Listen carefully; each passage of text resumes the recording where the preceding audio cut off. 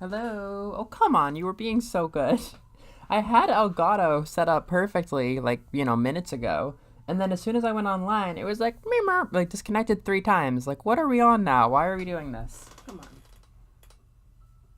Which, to be clear, is a fault of the software and the friggin' USB dongle, not Elgato. Elgato's been doing really good.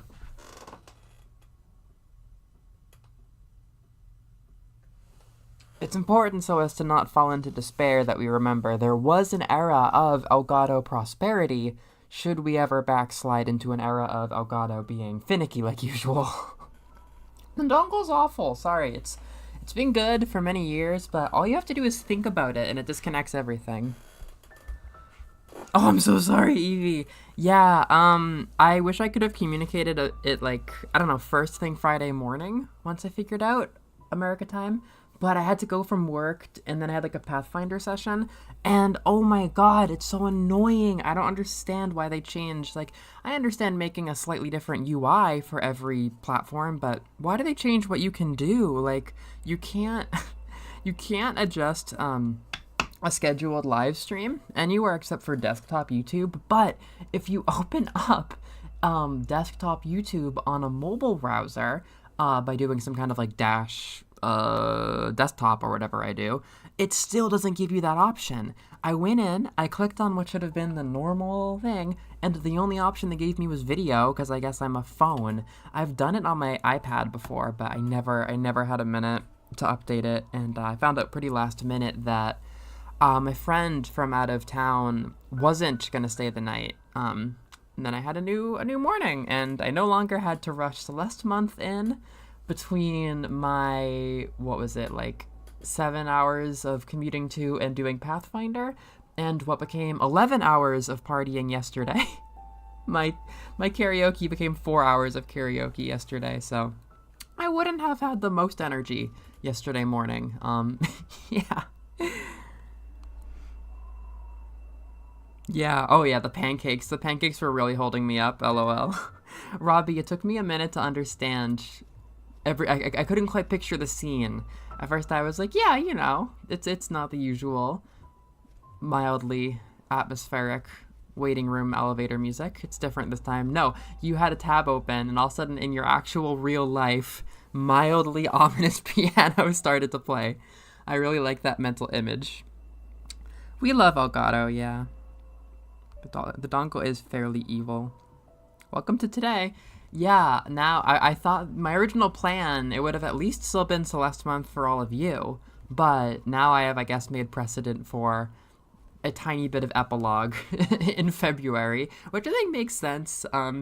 It is a little bit frustrating having to work around like, oh, this year the last weekend is half January and half February, so if you don't stream Friday, you can't do Celeste month again. We had a ripping good time last week with Maya, but it was how do you say? It wasn't a net negative, it was a net positive that we got to do Hollow Knight before she left, and she loved that stream, by the way. I wasn't sure if she was gonna like it, but after a couple hours, she messaged me like, "How do I stream? I want to start streaming. I'm gonna make my channel, which is like her personal YouTube, into at Mushworm. You can now follow her at Mushworm95. She's become a YouTuber. She loved it so much, so that was super wonderful and a very, very sweet memory. We've been wanting to do something Hollow Knighty for all of our friendship. We never did enough while she lived here, honestly. But yeah, then I was traveling back from America the first weekend, so we only got 2 weeks of Celeste month during the historic trans Holocaust, like, sorry, but we only got 2 weeks of Celeste month during one of the worst historic months ever for transgender people in the world, probably. It's pretty sad. Pretty sad. Also, my local import store where I got the strawberries and cream Dr. Pepper, they decided that Celeste month was over because I randomly picked up the Dr. Pepper with strawberries and cream last week, and I'm like, I'm sure this won't become a habit and or tradition, and it did, because drinking the strawberries and cream Dr. Pepper and the eating the pretzels that I picked up was such a good vibe and such a good change from what I usually do with like juice or coffee with candy that I immediately wanted to do it again, but they were out of strawberries and cream yesterday. Everyone must have bought it up for Celeste month. Now I have a normal Dr. Pepper. Yeah, I was hosting a big party with my friend. He wanted to start something where we bring together a bunch of fucking otakus from both like the local Japanese community, like his friends, and a bunch of foreigners. Because there's a million of us otaku like me who came to the area to teach English. Anywhere you go, if you go to the right channels, you will find random lost gaijin who came to Japan because they love Japanese culture. And yeah, I planned a big party. I had some friends traveled from like adjacent prefectures.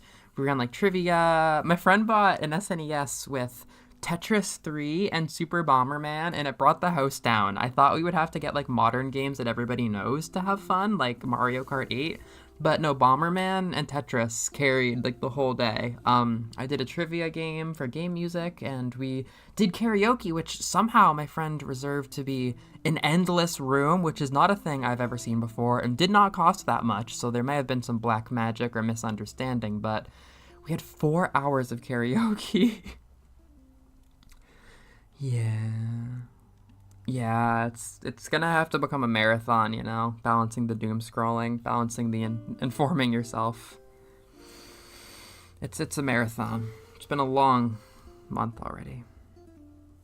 Yes! Oh my god. The cute thing about that is he grew up with Bomberman, and he grew up with it on like his PS1, I want to say. And we tried to do like a multi-tap thing to get a bunch of people playing Bomberman one night, and it didn't work. So in frustration, he bought an entire SNES at a retail store, or at a resale store. So it was like 500 yen or whatever. And he bought this like Bomberman-shaped multi-tap for the SNES, where it's like a cute Bomberman face, and you plug it in. And then from Bomberman's face, you can have like 5 more controllers. And I thought that was the cutest thing ever. He has this Bomberman dedicated SNES with like 5 Bomberman games, a Bomberman multi-tap, and we all play Bomberman. It's shockingly fun. So I had to kind of adjust it because usually when I do karaoke, it's all English. It was mostly like foreigner friends like me. But there was a lot of Japanese, and we wanted to do a lot of anime songs, which like I couldn't quite find my inroad to. My usual karaoke songs in Japan are kind of moody. Well, not all of them, but I like to open with Country Roads, Take Me Home, because I like that song a lot and it's easy to sing for me. Then I have a lot of sad songs that are like the most listener-friendly songs from sad bands. So I have No Surprises by Radiohead, because usually I'll have a Radiohead fan with me, and once it's quiet, we can do that. There's a Light That Never Goes Out is really good with the right people from the Smiths. She's a Rebel from Green Day. I definitely busted that out last night once we got to Ego time. This Is Halloween. This Is Halloween is like one of my big ones. But last night, to find something that I understood that fit the theme, I did Happy Cheat Day, which was last year's Snow Miku theme. It was a Miku song from 2024, and it's a special song, so I sang it with my whole heart. I'm not doing the voice acting anymore. If it's not our first time going through the game, then I'm not voice acting. I found myself, even in my own playthroughs, kind of not fully dreading, but like kind of bracing myself for any dialogue in this game, because I'm so used to voice acting all of it, and I don't always have the energy. I'm buying games on sale too. Momodora! This is Momodora 4? You come at a fortuitous time, because Momodora 5 is going to get put on in like 4 days. Momodora 5 is about to get put on. Oh, Pseudo Regalia! Isn't that your game, Robbie? Sword Art Online 2? Oh, Sonic Adventure! Ooh, have you... Ooh, is that Sonic Adventure 2?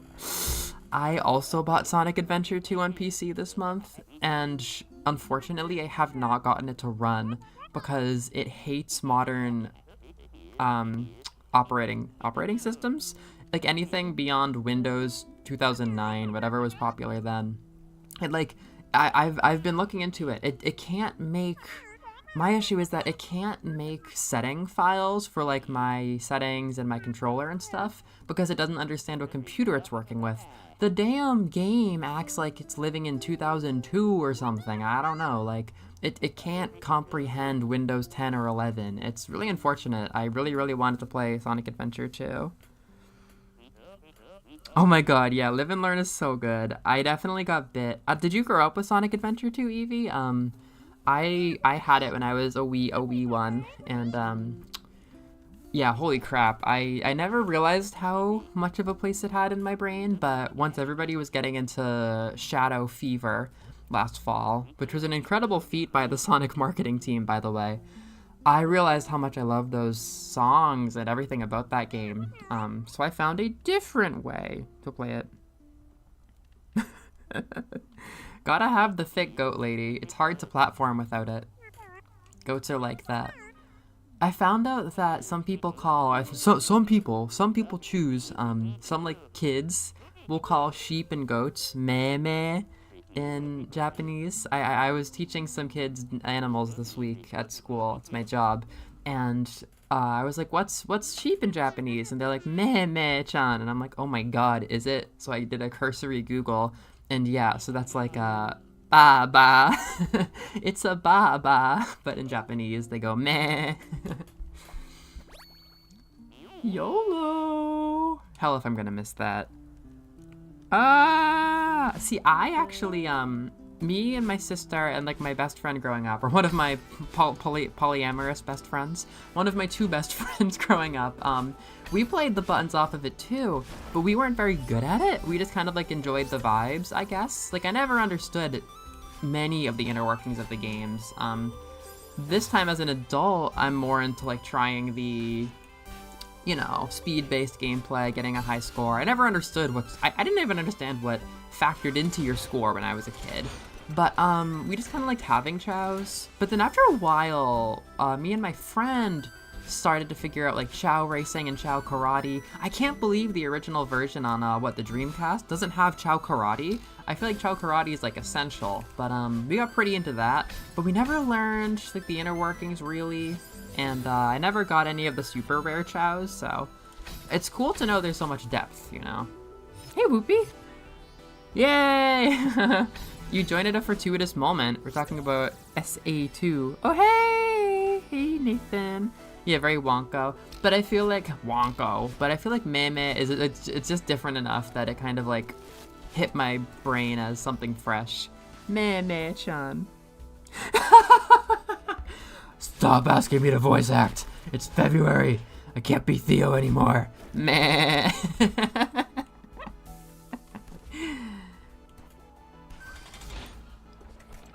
Me and my friends would fight Chow. That's awesome. It's so funny what you could do with memory cards back in the day. Because I'm living in like the kingdom of, I don't know, like some old historic symbol of like endless abundance. Because I'm living in that Garden of Eden, I don't know.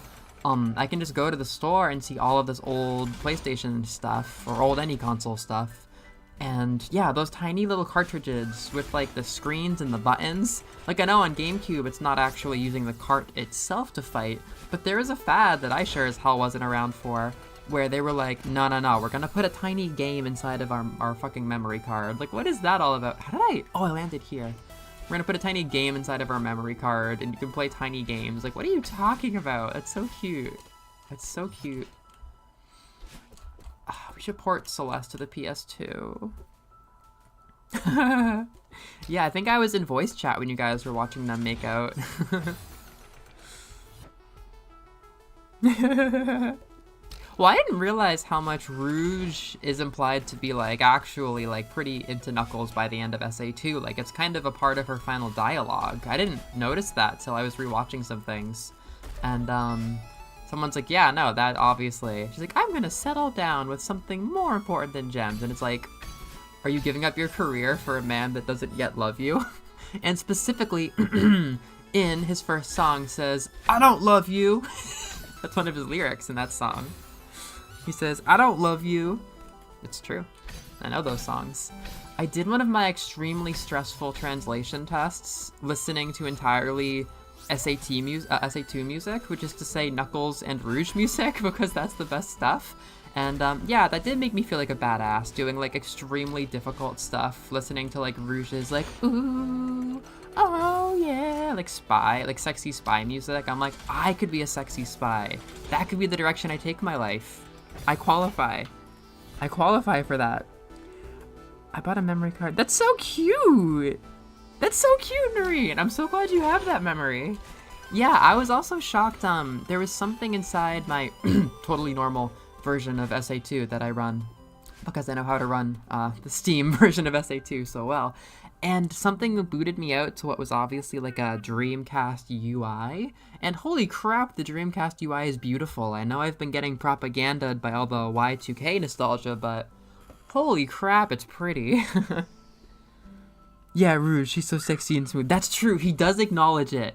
I like that. We're citing various parts of the Knuckles raps to argue with the shipping thing. Yeah, it's, what is it? It's like, give up the emerald or die, I don't love you. But he does acknowledge that she's sexy and smooth. He's so sexy and smooth.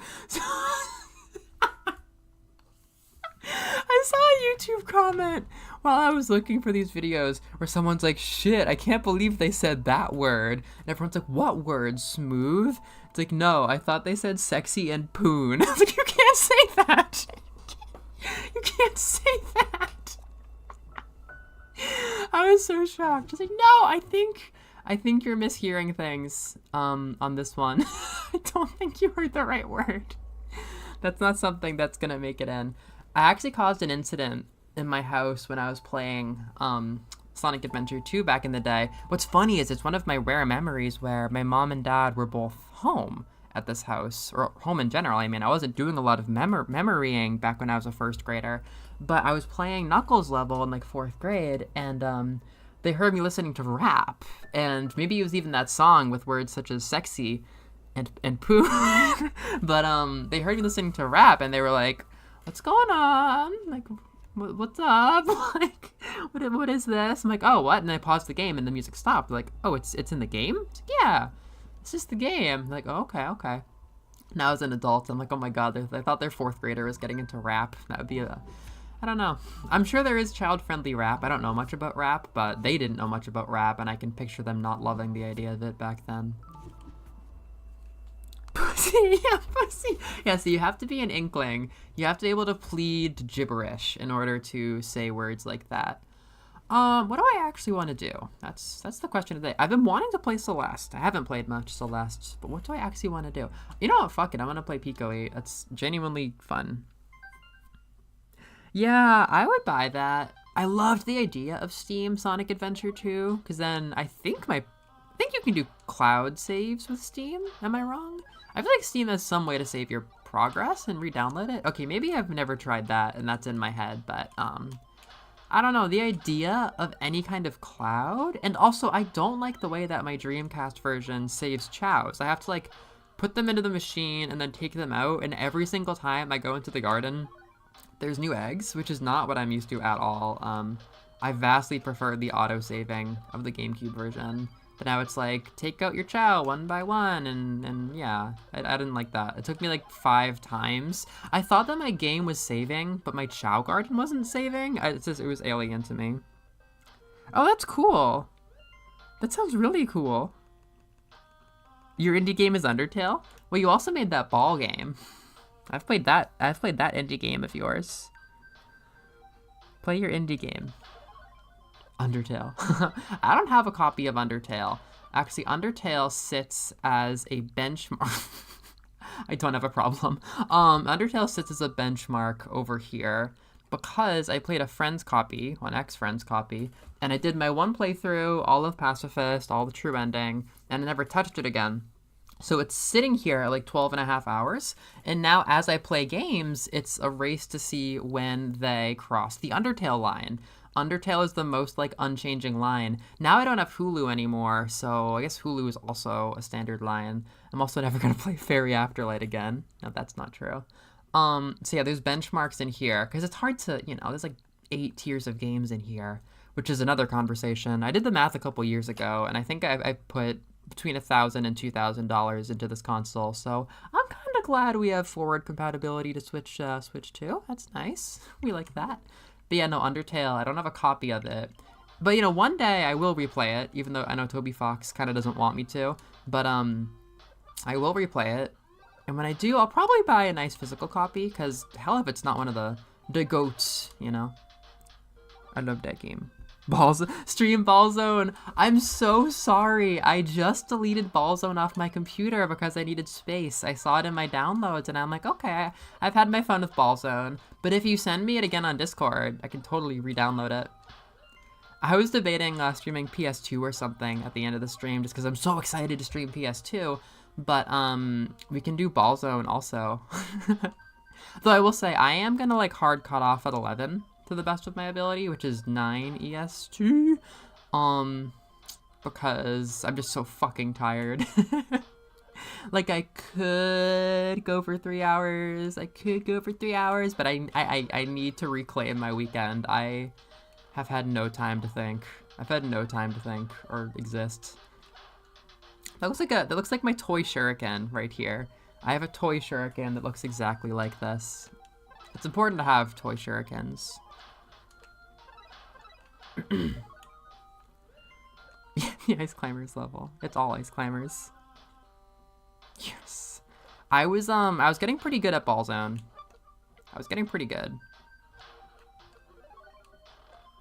Oh my god, oh, I didn't process that first, Noreen. I'm like, everything is Ice Climbers. No, you're so right. That is Ice Climbers pilled. The fucking clouds where you're waiting. The waiting level is what it is. Up we go. So what's good with you guys? I've had a bunch to blabber on about. What games have you been playing? Whoopoo! Celeste Mountain. This memorial to those who perished on the climb. Yeah, it is. It sure is that. Oh. I think, to be honest, Lonnie's trek is super short, but if Lonnie's trek had a little moment to pause like that, and the next one where you pause, that might make it a little bit more manageable. I was thinking like, oh, I could stream Lonnie's today, and it's like, I don't want to stream Lonnie's anymore this year. It's so hard. I'm gonna save it for like next year. That's for posterity. That's for posterity. Yay! Alex is the jock, right? What is he like? I've never spent time with him. I don't really know what his personality is.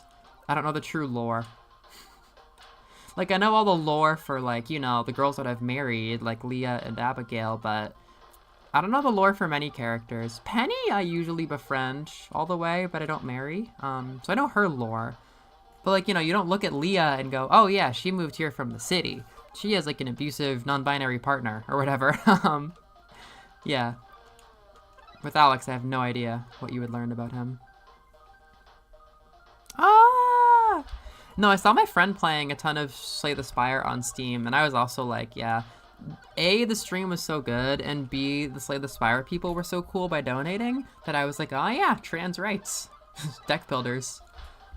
I'm definitely gonna buy the Yohane deck builder. Maybe at the expense of not buying Slay the Spire. I don't know. I mean, we'll see. If I get into card builders, then sure.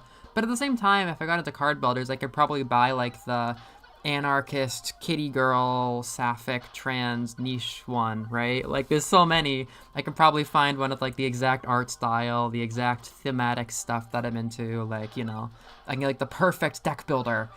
But, I mean, you know, you gotta have the goats, too. I'm a big fan of playing the greats, you know. Unless there's something wrong with the greats, then fuck them, they're not great anymore, but I do be sitting here with my Metroid, my Samus Metroid, and my John Castlevania would be Simon, my Alucard figures. I did play the greats. I do like them. The greats are good. The dead cells. I guess Celeste is one of the greats. The anime girl hiking deck builder? Nope, I didn't, but you've got me there. And I've already been proven correct about deck builders. Oh, Gravity Rush. Gravity Rush. There's a couple of somewhat similar games. Oh, the original Gravity Rush was a PlayStation game, right? I think there was an indie game That was like Gravity Rush 2. Or it looked kind of indie because it was like a retro style pixel side scroller. And that one kind of blends in with a couple other vaguely similar games for me. It's not well translated. Huh. Or am I mistaken? Is Gravity Rush is that an indie game?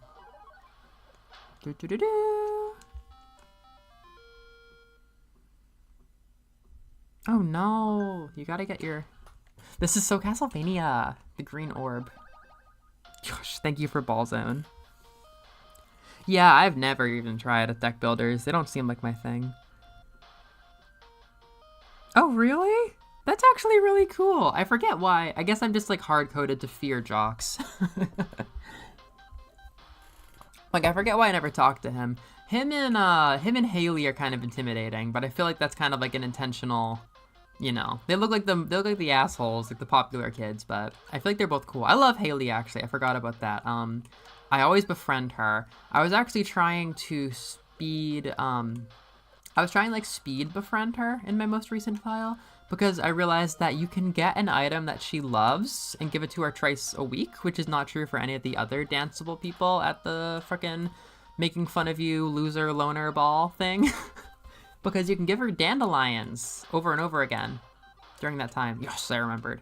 You can give her dandelions every single week, as much as you can, and talk to her every day. And I think I was pretty close. I looked up like a fucking Haley first year dance guide, and I saw that it's possible, but I must have missed a day of talking to her or something. I'm not great with Stardew, you know. I've accumulated knowledge over the years, but I don't know. It can be hard finding where everybody is and all that kind of stuff. Yeah, Gravity Rush. Gravity Rush is for the Vita? Oh, go man, I had no idea. What am I thinking of on PS1? Sounds kind of awesome. What is the vibe with Gravity Rush? Like, I'm gonna remember it, probably. Noreen, if that doesn't exist, it's probably started development after the charity stream. Yeah, Haley is really... I mean, she's kind of a dick to Emily. There's no denying that, but, she's really nice. I like Haley a lot. Boop, boop. What's really funny about Stardew, and I guess I could technically show you, is every time I've tried to play Stardew on Switch, I've not gotten very far. My only big file was on Steam, like when the game was new-ish, back in 2017. And every single time I sit down to play, my aesthetic is so vastly different that there's like a collection of different mellows over the years on my Switch Cloud Stardew Valley save. It's super cute, actually. You've got 4 very distinct eras of me in my 20s, which would probably be pretty funny trivia to Noreen and Robbie, at least.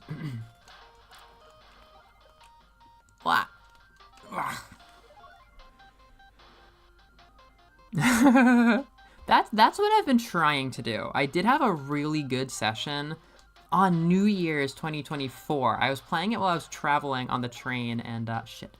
And it was super freaking fun, and I loved it, and I wanted to play more, but I didn't end up having like my wholesome, nature-y game era like I wanted to in 2024.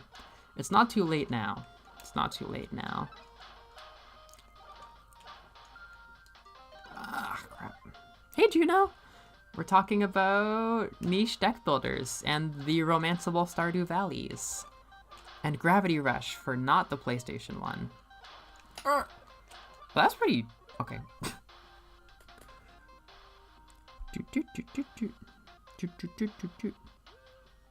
Oh, it's not 2D. It's not 2D? Oh, well, what am I thinking of? There's so many vaguely similar games I'm thinking of right now. Gravity Rush. Sounds cool. Robbie, have you played both Jet Set Radio and Bomb Rush Cyberpunk? Or have you played just one of those? I want to play one of those games, but except for a Joy Formidable Whirring, I'm not too interested in Bomb Rush Cyberpunk unless somebody's like, nah, that's the better game, give it a shot, you'll fall in love. I kind of want to play one of those games. I've wanted to play one of them for a while. I probably wouldn't play both. I wouldn't set out to play both, because it's probably going to be a one and done thing. Sebi. Yeah. I don't know what his lore is, but I know he's mentally unwell. I mean, so is Shane. Shane is also pretty depressed. Gravity Rush is a 3D action platform. Oh, cool. A cute and charming protagonist. I've been wanting, you know, whatever 3D games can speak to me, I've been wanting to give them time to expand my tastes a bit. I'll think about that one. Because I feel like there are certain platformers out there that could do me real good at this point in time, at this juncture. But at the moment, to be honest, I've really been enjoying standing. I love Pikmin 4, I love Kirby 3D, I love Splatoon, and I've been loving Devil May Cry so far. I really enjoy just kind of standing in place instead of platforming. But like, I don't know, the idea of liking a 3D platformer is very appealing. But for my journey with 3D games, yes, heading towards Dark Souls, no, it's not going to happen anytime soon. I have been clicking a bit more with the less platformy ones. What? There's another one? There's another one? How are Hi-Fi Rush and Bomb Rush Cyberpunk two different games? How are they two different games? Aren't they both like Jet Set Radio love letters? Like what? What? I mean, it has to be, because I don't think gaming has ever had another Joy Formidable plug. How are those two different games? Yeah, I could tell Gravity Rush would be platforming. That was only 12 minutes? How is that only 12 minutes? That felt terrible. It didn't feel very fast at all. Okay, GG. Hi-Fi Rush is a hack and slash. All right, I am not got my notes about me. I've not got my notes about me. When I looked at it, I figured it was just a love letter to Jet Set Radio. I guess it's just some vague style connection that my brain perceived. What's good, Juno? What are you up to? I liked your glam rock Warframe. My brain went to Visual K. That's Japanese glam rock, and they are heavy into the pointy and the black and the red. So when I saw them, I was like, that is a Visual K monster. Visual K has had a weirdly large influence on this channel. I mean, a lot of random things have with the aesthetic, but I find it very cool. Japan has glam rock, yep. It definitely does. There's some dodgy stuff with Visual K. It's definitely had some less savory associations. Some people from bad communities have gotten into it for sure. But on the whole, like, I think it's generally a pretty cool and normal thing. And holy crap, it's really cool style. It's really cool style. Yeah, Google Visual K. It's really its own thing. Nope. Nope. Sorry, Google, it's not for you. Yeah! I'm always dabbling, never fully consumed by VK, but that's another thing I've been poking at for a few years. Yeah, I think they both do, Noreen. I think they both do. Okay, I am gonna push the envelope a little bit. Am I ready? I think I'm ready. I want to try a little speed running. I've been trying to get my times pretty cool on 1B and 2B because I've been playing them enough lately that, that I have all the pieces memorized. And even though I used to think 1B was a little bit intimidating, I have been blowing through it where I do everything first try. And my time has been like 10 minutes. And I don't, it's not very optimized. There's a lot of mistakes, so I want to try to get one of these two levels under 10 minutes today, based on like the Celeste built-in timer.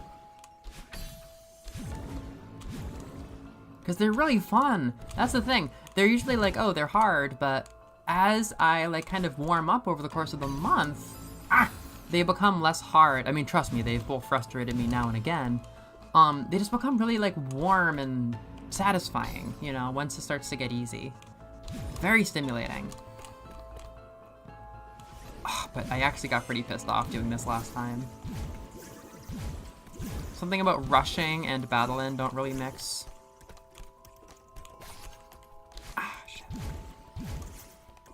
Okay. Is she gonna bump me? Oh, I was... I always get myself there.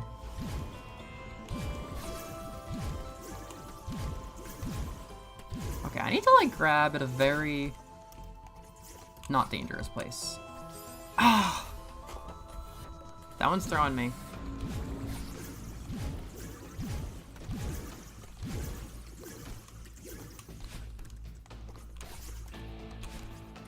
Okay, good. Oh, fuck. Yes. I think I've also got the super back. I've remembered that it's just kind of that dash that I normally do that's almost a super, but you hold it a bit longer. So that's good. Oh, whoops. Ah! I have gotten very stuck in my head about this level before. Mostly back in the day, but... I have had times where it's like, how the heck do you climb down and grab that crystal? But most of the times on stream, I don't have any hesitations. There we go. Yeah, it's fine. Ah. Yes, you should order pizza. Always order pizza. Yasha. Great.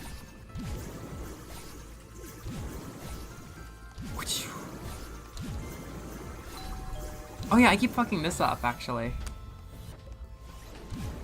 I don't want to think. I guess I should think. I thought that through. I thought about that too. Ah! What angle do you have to hit this from? Oh! Yeah, this is when I just gave up last time. Okay, 1, 2, 3, 4, 5, 6. Fuck! It's like knitting. It's like, oh, and you do the critch and the crotch and the crooch and the critch crotch, and then you critch the crooch and you crooch the crotch crotch, and yeah, I get it. That's always made sense to me personally. Okay. Okay. Okay, this is okay, that's a nice angle. That's a nice way to do it. I don't need geometry. I don't need to understand these things. I'm only 7. I don't need to understand that either. I did crocheting for the first time. And it is such a brain-opening experience to do a new kind of knitting. It's just... These are actions that the human doesn't normally have to do. The human animal.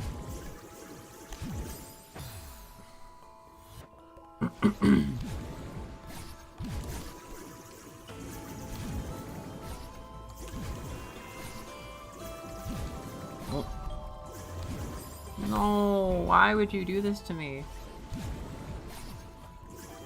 I have immediately forgotten how to play this level after declaring that I want to do it quickly.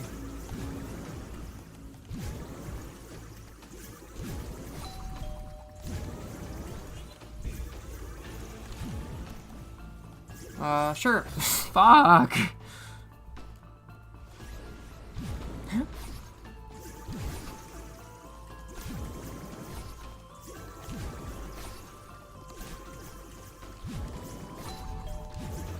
I don't want to do this anymore. I don't want to do this anymore. I don't want to do this anymore. I don't care. It's no fun. That overwhelmed me. I used to play it without worrying, but then once I took it seriously, it's like, I don't know what order to do these things. Ichi-ni-san shi. Yeah. How the hell did I get second place on my Grange display? What is that? What is a Grange display? It's like taking a very vague yet existent neuron in my brain. Do you like display your crops?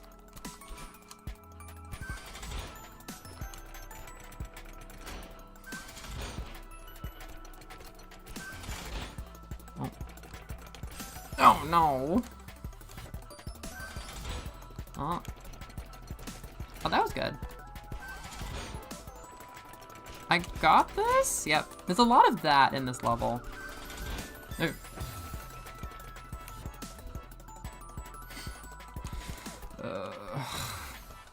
Me and competition have a very bad relationship. A big part of my friendship with Liz is that we both were these very gifted autistic kids that got conditioned to just hide our talent. And like the solution to every problem is just hiding that we're good at things and sabotaging ourselves, which is pretty bad.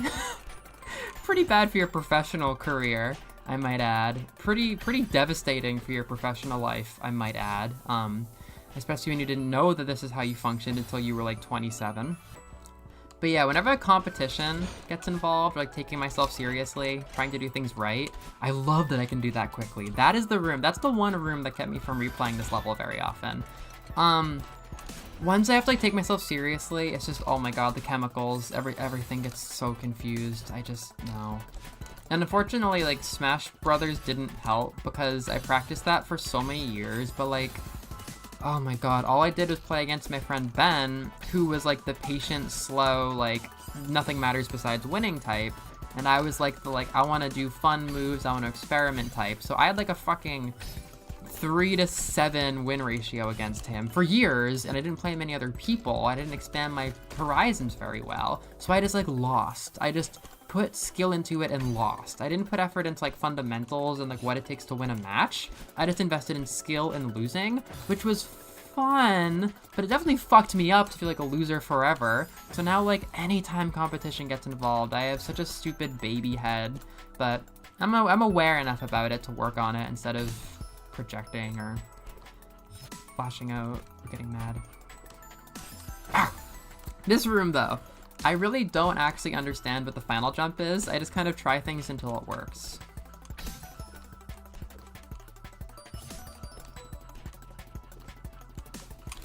There we go. Yeah, I guess that's fine.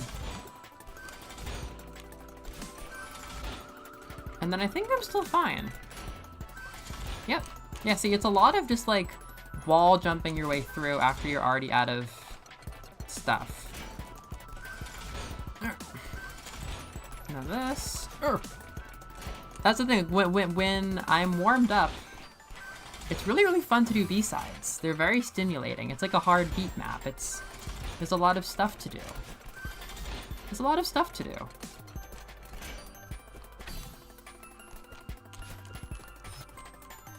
Okay. This is, I think, actually the hardest room. I think this is one of those hashtag Celeste moments where I don't think the next room is actually harder than this maneuver right here. I just think that it looks crazier because of how it's set up.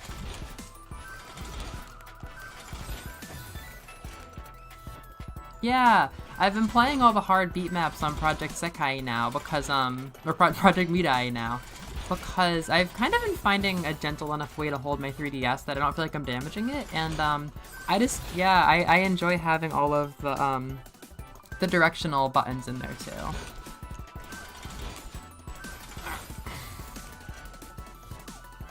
A Celeste rhythm game, please. Please.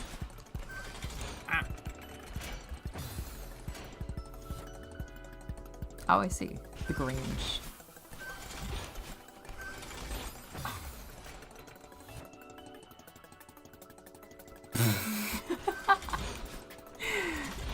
Noreen, they were emotionally useful in a lot of ways. Splatoon has been really good because it's so chill. And it's like, there's enough people... There's not as much ego in Splatoon because it's like, it's not 1v1. Like, oh my god, Smash Bros. Online 1v1 is just like an ego deathmatch for me. It's like, like every single move, you're either like showing off or like winning the game. It's just, oh my god, I couldn't handle it emotionally. But Splatoon, like, progress is so divided amongst people in like casual play that it's been really good. And having you play was super nice back in Splatoon 2. Those are really good times.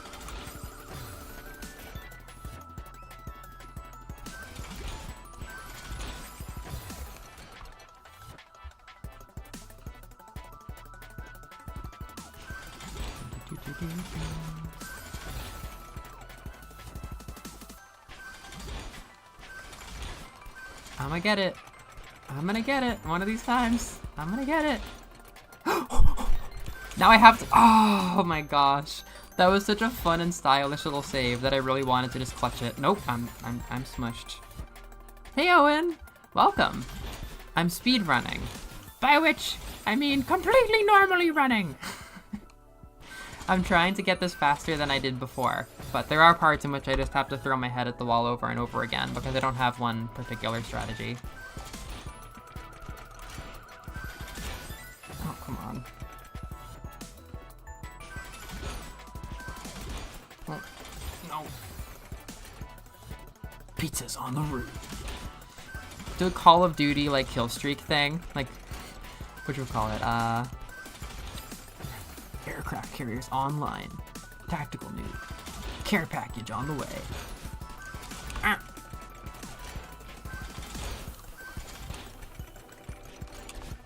Ah, come now! Oh no, yeah, YouTube, supposedly I have some way to, like, customize my algorithm, but hell if I believe that algorithm. My, swearing permissions. I supposedly have some way to, like, modify them, and I tried to share that with Noreen, but there's no way that 1984 YouTube is going to let us say things. Kowalski, pizza report.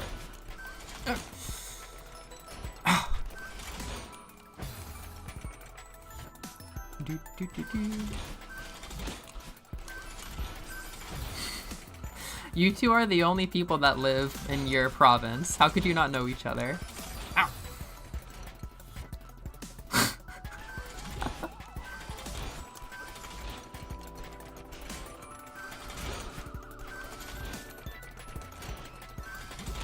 Yeah, I don't know. This part always just takes a little bit of elbow grease and magic. A little bit of a prayer. Yay! I should just do that from now on. Oh. You have to grab it. Sometimes I forget to grab it because it's fun and you feel like you're flying in this room, but... Yay! No shot. Oh.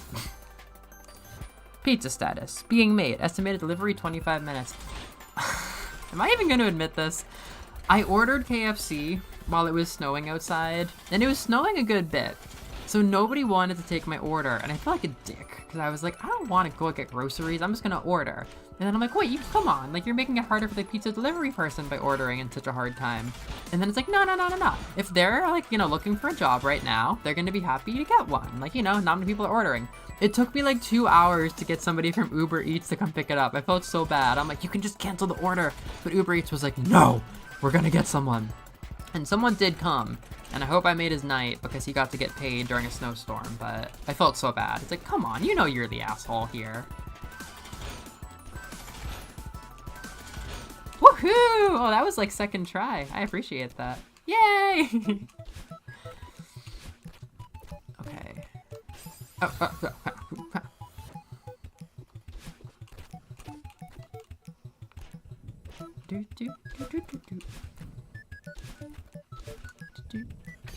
Sever the skyline. Friendship ended with 2B. 1B is my new best friend. It was always that, like, that contraption room that stressed me out about 1B. But now that I've been doing better at it this year, this will probably be, like, my best record on 1B for a while. I don't know. Am I gonna play 1B as much next year? Probably not.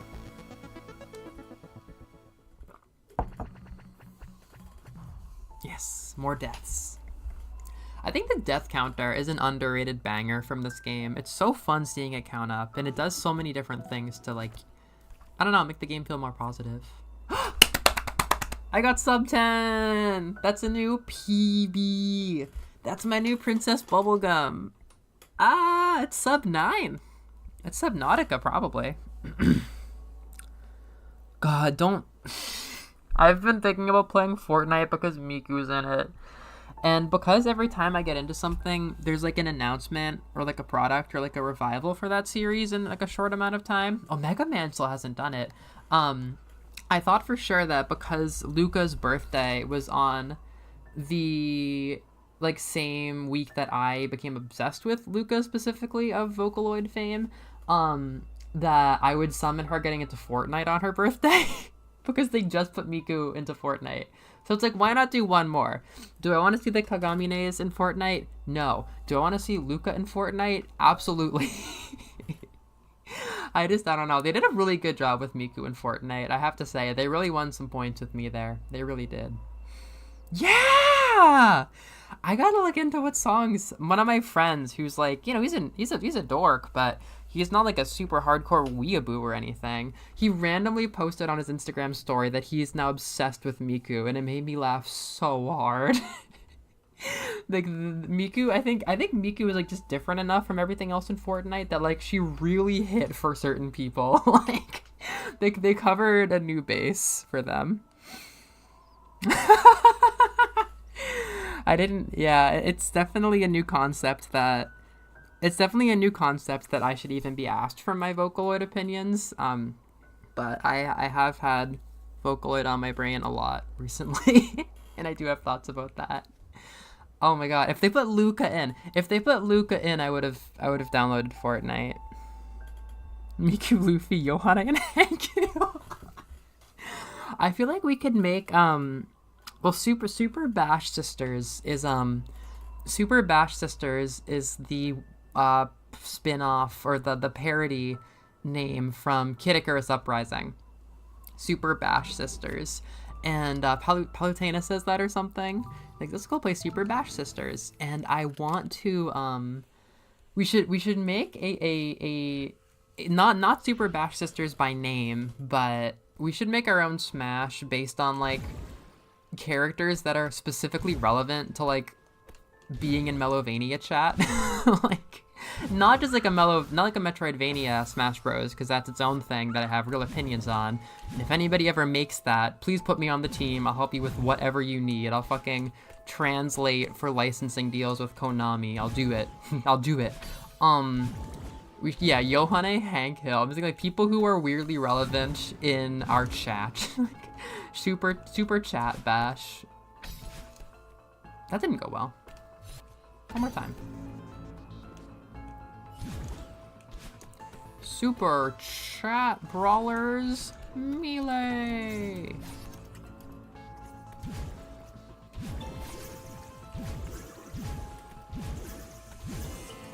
All I need to do is think for 2 seconds, and then maybe I can do this. Okay. Just 2 seconds of thought, and I can maybe do this. Oh, fuck. That was pure Pro Controller. I have no idea why they made the Pro Controller this way. It is so easy. Why? Is this what people actually want? Why can you do 3 different directional inputs with one button? This is all me pressing the up nub. So weird. That's so weird. James Sunderland. Sounds fine. Sounds fine. Ow! That was pure Pro Controller. Like, is that actually something that professional gamers desire? Like, I can't fathom.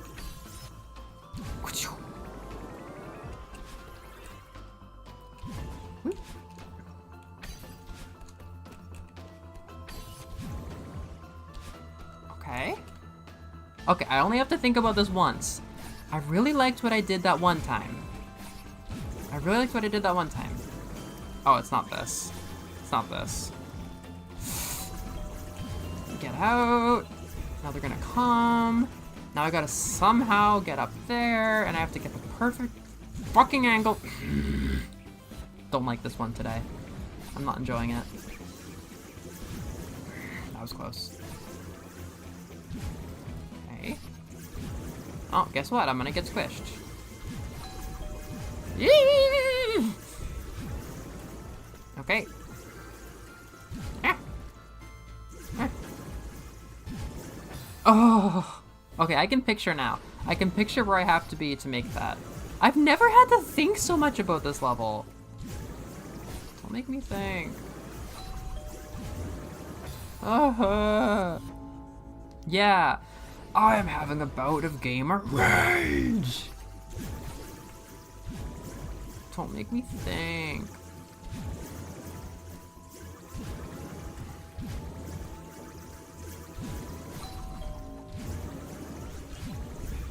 Hey. Just fucking do it. Yes! Oh, don't even pretend that you aren't even a player. I'm not gonna think about you twice in this level, Battle-N. The Nintendo Switch Pro Controller, capable of fuck you! Capable of 3 distinct inputs for every fucking number button. Okay. Okay. You were never even a player. Don't delude yourself. Fuck!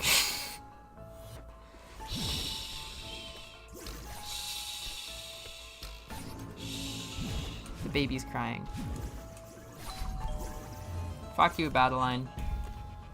Get your synthesized ass back into my head. If she's represented by a synthesizer and she's not real, could she be a Vocaloid? A synthesizer is used to communicate her will. She lives in my head, but other people acknowledge her existence. She's made real under specific circumstances. Battle-N is a Vocaloid. Come on, that's such a rude little moment. We packed so many inputs per button. You can press up and go right, left, or up, if for some reason that's what you wanted. Well, Miku, I tell you what, I don't know what a Vocaloid is, but as long as you grow with Profane. LOL. The Vocaloids gather at a barbecue. I'm playing on Switch. I would play it on my computer, but my computer, if streaming, crashes when the ending art loads for every level, which is really funny, because that reveals how graphically, or how intensive it is to render the ending art for every level.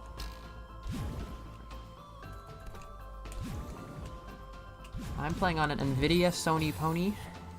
Celeste Racers. See, until we get more detail, until we get more details about what the Celeste IP dispute was about, I'm not gonna assume that it was about making spin-offs and sequels, but if it was, then I am very curious about who was on what side there.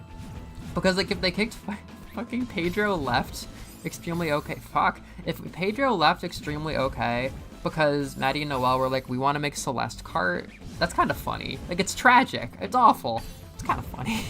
Like, I guess I hope we never know. Like, if Celeste cart just starts happening, then I'll be like, okay, maybe Earthblade died for this, but I've been a little bit pessimistic about caring all that much about whatever Maddie and Noelle make next, because unfortunately, like, obviously the core of this game is amazing, but there's so much else that I like about it, you know. And if it's another small experimental project like Towerfall, then I don't know how passionate I am about that.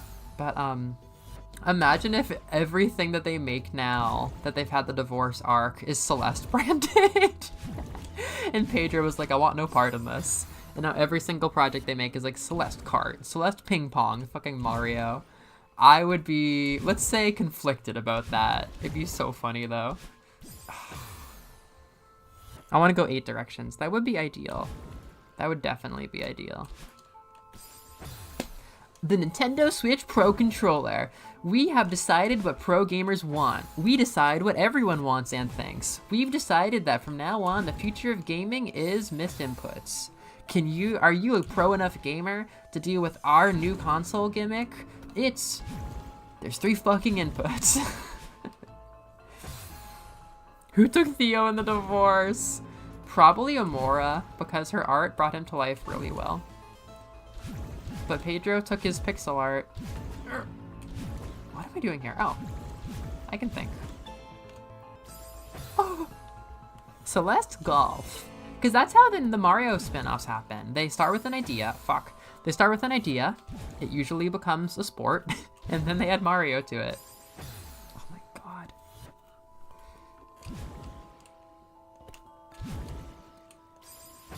Look, kid. I don't have all day. This is what my silverware here is if I'm having a bad day. I get like autistic rage about things being just like a little bit out of place. And then I'm like, look, kid. I don't have time to hit my head on you. What do you think you are getting in the way of this? I'm busy here. That happens very often, and my neighbors probably hear it. The Nintendo Switch 2. We've co-opted, we've decided, we have the right to decide what pro gamers think and feel. We've made the Nintendo Switch Pro Controller 2.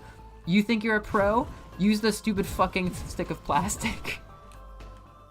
Yay, video games, yay! Now, this one at least I've had to memorize over the years. And I have.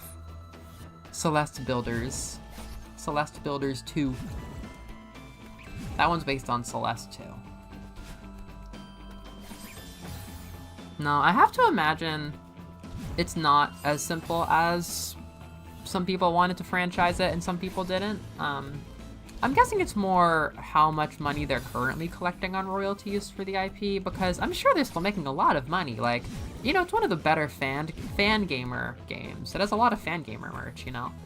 And, I don't know, like, you know, there's been some stuff. Like, whoever was doing the PR on Twitter, they were ripping it up for, like, years and years after they really needed to be, just kind of keeping the community going.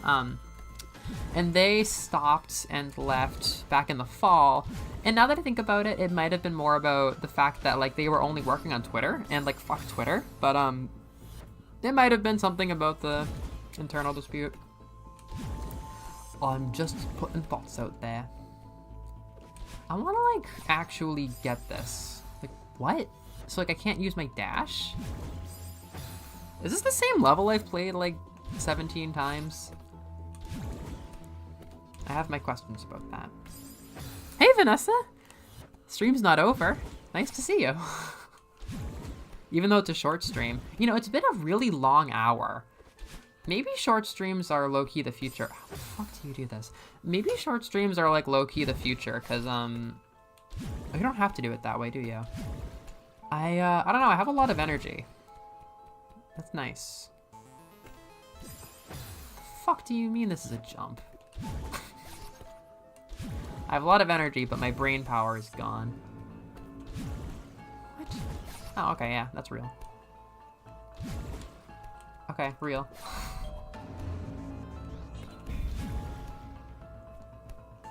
Oh. Uh-oh, that's probably death. No, no, no, no, no. No, no, no, no, no, no, no, no, no. No, no, no, no, no, no, no, no, no. So early. Everybody knows.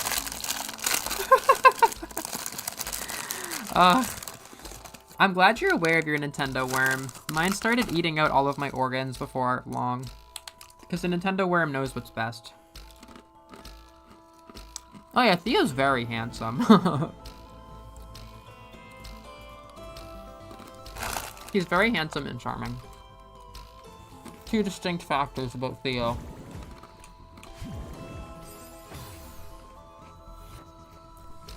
It's a big fucking worm. It's a big worm.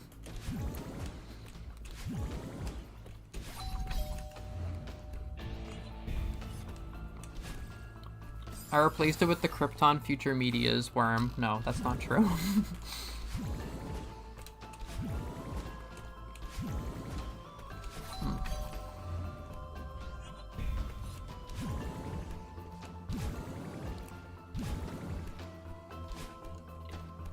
I'm gonna go out on a limb.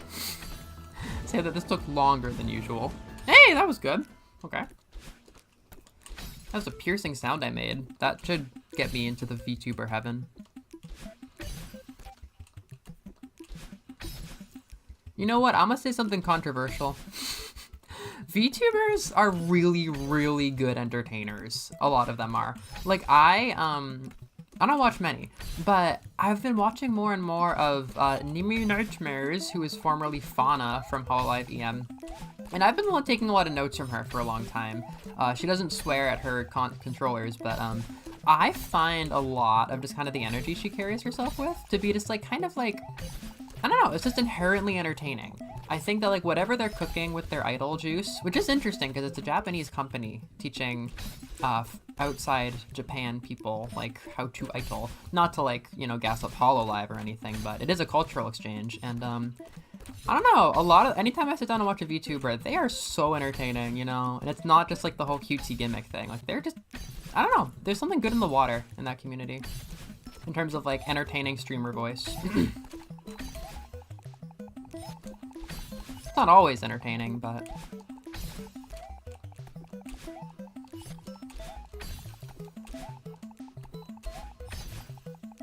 Okay, let's get a different karmic cycle here. Yeah. Ugh, I don't know about that one. Ooh, I do know about this one. I bet this will be even better than... Nope. My time in the karmic cycle is over.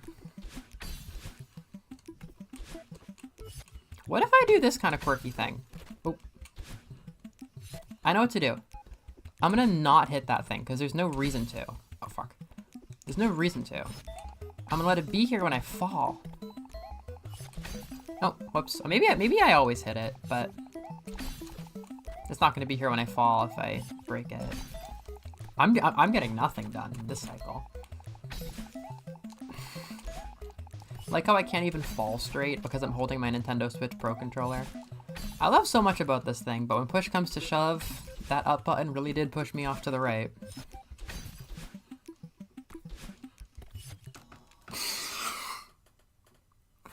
I can't even tell you what that input was.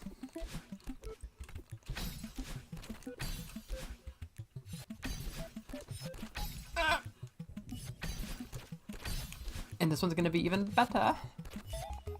This is the karmic cycle that our grandparents dreamed of. Oh my gosh. Oh! No, the karmic cycle! No! No! Oh no! Oh, I've fallen out of favor. Oh no. No. A second. Oh. Oh. Oh. Oh no. No. Please, God, just let me win. Please, God, just let me have this one fucking thing. No! No! No! Why? This is the worst. It's just pulling the rug out for me after I get up every single time now. It's the worst cycle. Okay, fuck you.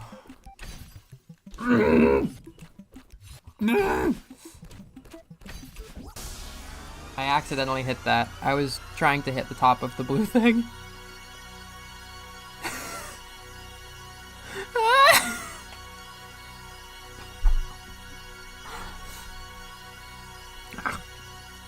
I am the Nintendo worm. My Nintendo worm is only regular worms. Vanessa, if you were a Nintendo worm, we'd have some interesting conversations. There were 2 towers.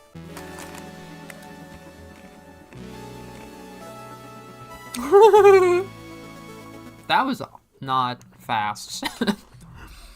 I'm gonna go out on a limb and say that that wasn't very quick. I don't think that replaced the old time. Alright. Well, I tried. Yep.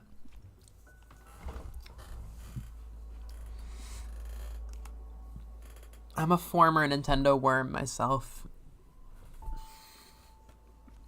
No, for me, like, it wasn't necessarily that I was like, Nintendo, sugoi! It was more just like, there were so many really awesome people making content about Nintendo, and the Switch era was so exciting, because it felt like a very needed shift was happening in the gaming industry, you know? Like, I feel like Astrobot wouldn't have necessarily happened with as much aplomb as it did if it weren't for the Switch era, showing that, like, cute, simple games can still be viable versus, like, movie games. And I'm not even, like, that anti-movie game anymore. I don't really think in quite such a rigid structure anymore. That was definitely a factor of me being, like, Nintendo obsessed for a while. But, no, it was just, I don't know. It was exciting to see. It was exciting to see the kiddie, simple, like, you know, more single-player focused and more, like, cute style. I don't know. Nintendo had, you said it really well, Vanessa. Unfortunately, nobody quite does it like Nintendo does. sometimes people do things a little bit like Nintendo, but like as somebody who's not interested in like cinematic movie games primarily, like this wouldn't be as big of a hobby if I was. It was really nice to see the kind of games that I liked having a good era where like every Nintendo franchise was reinventing itself in some good way. Every release was a banger. The console was a lot of fun. A lot of also Nintendo fans are way more diverse. Sorry.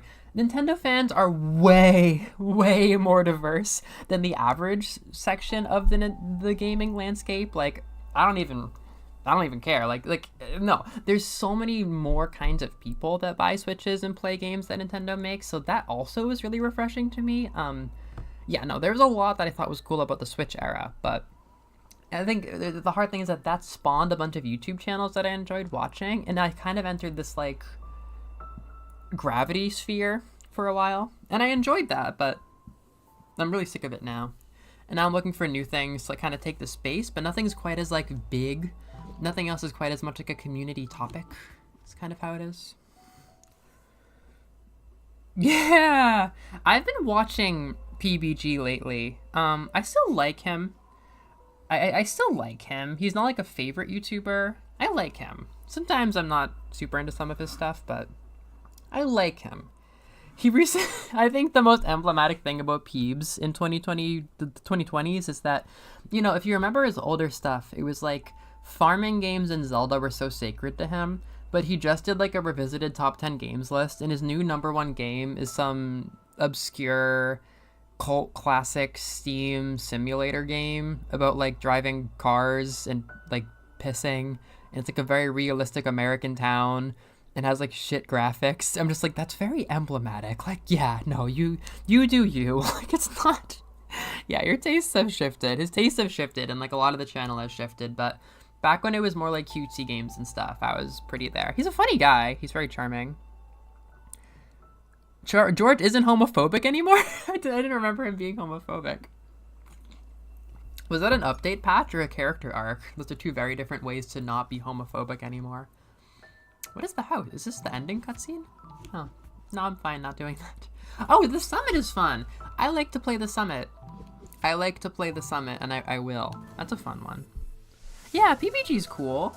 I'm expecting him to get canceled, unfortunately, because every single other member of Normal Boots has been canceled at this point. Like, I've seen every meme under the sun about that, because the completionist, like, I don't know, I mean, I at least stopped watching his stuff after the, like, money laundering, after he, like, got, like, $800,000 of charity money, and, like, they forgot to donate it. Like, what the fuck? I made a joke, like, was that gonna fund Mina the Hollower? I don't know. But everybody else from Normal Boots is, like, super fucking gone now. But I'm sure Peebs will be different. I'm sure he will be. I like his food videos. Yeah, I like his food videos. I like ProZD, Sungwon, more than I like Peebs, but they feel somewhat similar parts of my brain by being very, like, casual gamers, or, you know, not as, like, and intense as, like, the average gaming YouTuber, more like a normal person with, like, good taste. But also they do, like, more offbeat stuff, like their food videos, and those can be a nice change of pace. Yeah, they forgot to don't, like, I forgore, like, in the official statement, he's like, chat, a lot of you have brought to attention that we raised like hundreds of thousands of dollars to donate to a charity in memory of my mom, and we have not donated that money yet. And it's like, like, bro has an office. How do you not know how to do logistics? Like, how are you, like, oopsie doopsie, like, oh whoa, wholesome executive dysfunction, to not donate like 500 whatever it was $1,000? It's like between $300,000 and $800,000 just was sitting in a bank account, and this came to light, and I don't know what the explanation was besides I forgore. Like, it's really bad. And like, maybe he was like wholesome ooh executive dysfunction, but like, I think you're still done. It's a bummer, but people are making so many memes after that because like every Normal Boots person is gone now. And yeah, Peebs got the good ending by just becoming a dad and having his interests shift. Oopsie doopsie. Oh, that's actually really sweet. That's a nice line. Yeah, I think Stardew Valley was kind of a banger moment for me in 2017 because, like, I had played Skyrim with same-sex marriage, but it was so naturally integrated that it was just kind of like, whatever. Like, yeah, that's cool, I guess. Why not? Like, sure, I just, like, fucked around and married a woman. But it being, like, written into the game more intentionally, like, these characters are all bi or pan or whatever. Like, I don't know, it felt a little bit more touching. Or maybe I don't know. I don't know. Maybe just seeing something where, like, I don't know. Obviously, I feel like just having free marriage is probably better than drawing attention to it. I'm not saying the Stardew Valley does draw a lot of attention to it, but I was more aware. Let's just say that. Forget about the games. Subjectively, I personally was more aware that it was cool to have that in Stardew. Whereas with Skyrim, it was just like, yeah, sure, I guess that's here. I was able to appreciate it more. It's mostly a subjective thing, really. It's not really about how they're presented. But of course, there are little things like that in Stardew. I should go marry Abigail again. She's good, I like her. But the thing is, after all these years, like, I don't know, I used to be very, very wife-brained. I used to be very, very marriage-minded, but, like, it's been the same 12 marryable people for, like, you know, all these years. Like, I've kind of lost the interest. Like, I guess I might remarry Leah or Abigail, but, like, I'm not any more interested in marrying Penny than I was 6 years ago. It's whatever.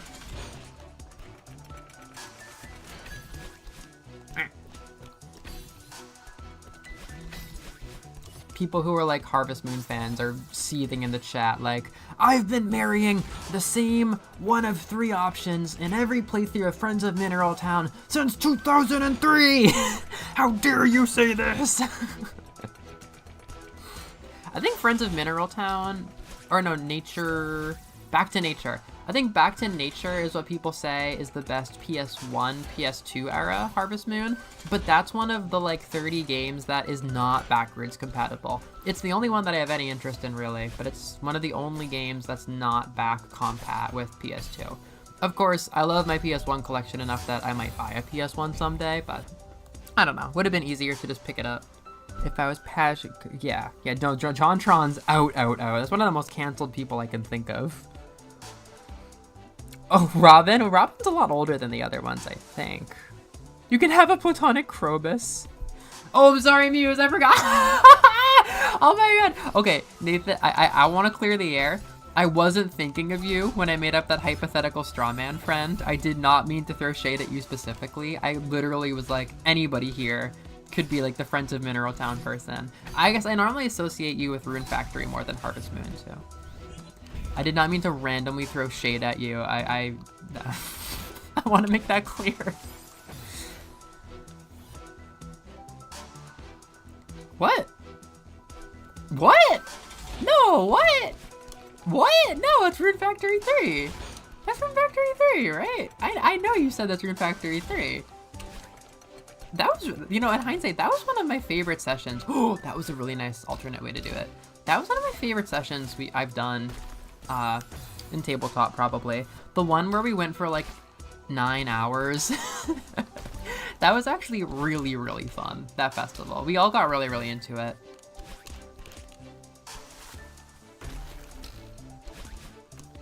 Man, that really was a good night.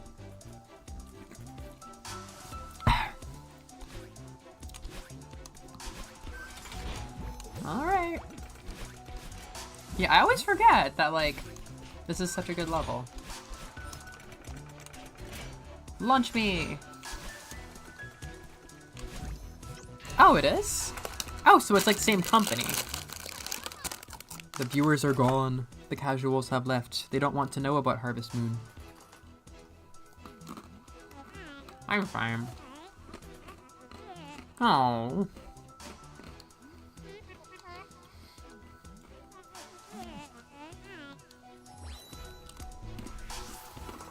I didn't know that. So then, how does that play into the drama of Story of Seasons? Aren't the same people who make like respectable Rune Factory installments in this day and age also making shitty ass like Harvest Moon name games, or is it a new company now?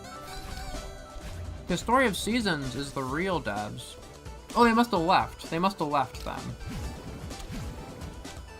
Why is this company able to make really good Rune Factory but dog shit Harvest Moon? Battling is cute. Oh, Rune Factory GBA sounds hella. I was kind of debating. I've been kind of debating picking up Rune Factory 3.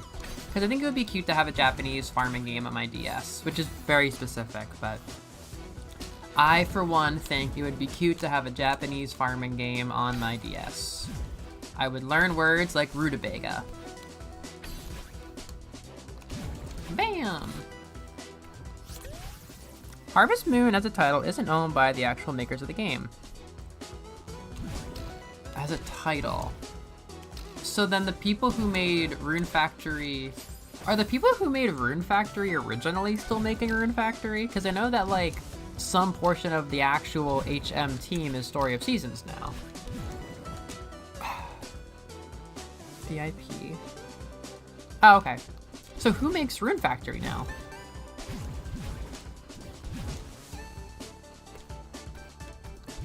Who makes Castlevania? Oh, I could play Dead Cells. Why am I thinking of like everything to play today? I was gonna do a short stream. But the more I draw attention to that, the more I feel like it's been a really long hour and a half. Oh really? That sounds awesome, Noreen. I would enjoy playing an easy game, actually. That would be banger. It can't all be fucking Genjutsu Tekidondi. It can't all be Vocaloid lyrics. The original team of Harvest Moon? Or the original team of Rune Factory? Is Rune Factory 5 made by, like, strangers? Oh. Ah, okay, okay.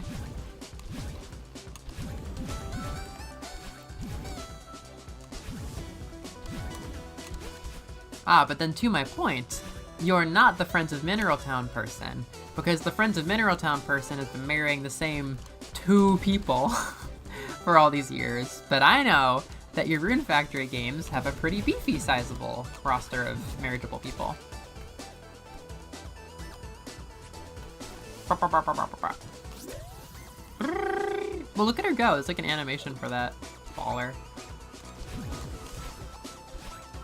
But that was a real super.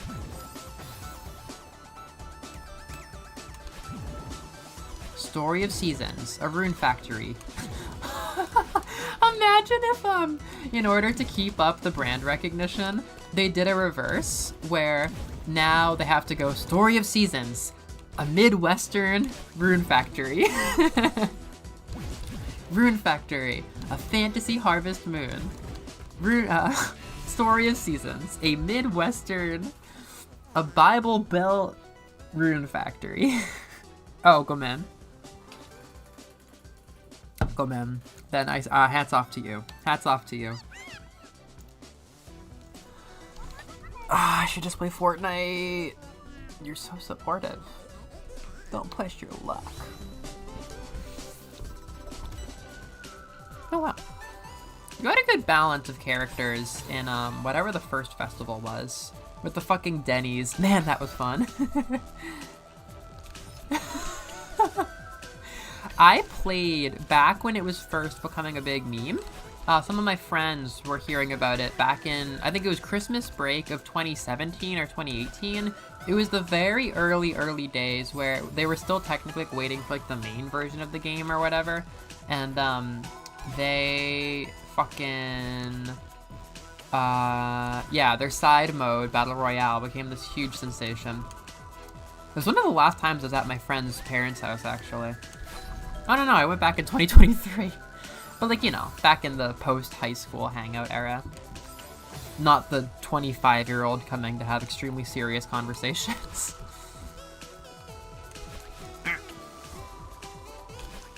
I gotta be real with you guys. I miss my friends' parents' houses so much.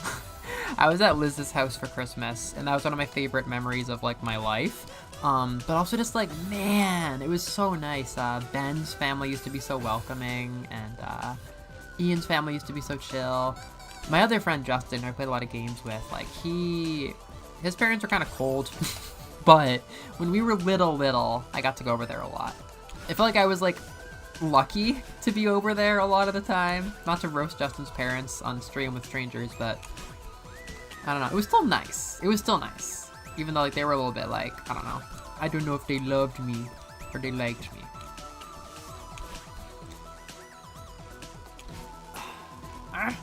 I don't know, like friends' parents' houses or friends' houses when you're a kid. It's a nice space, you know, if you're welcome there.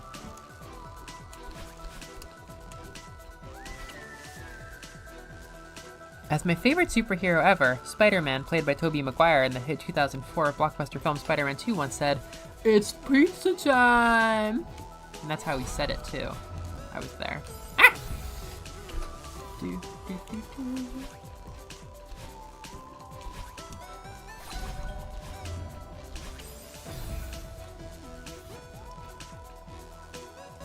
Ah!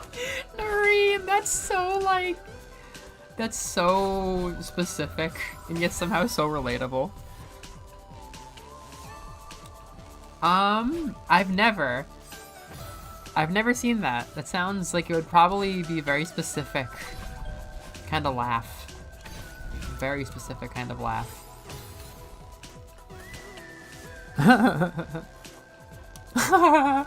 And everybody applauded. Yay! Just like Mob Psycho. That's what Mob Psycho's all about.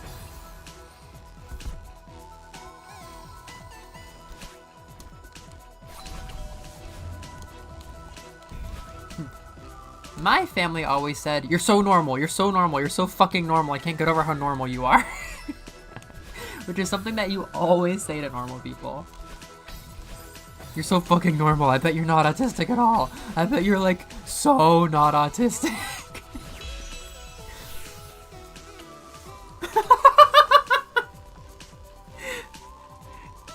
Yeah, you have to take more pride in the fact that you're a moose. I mean, you know, a lot of us are out here like, fuck, I can't get my medication anymore because a dictator took over one of the biggest countries on the fucking planet.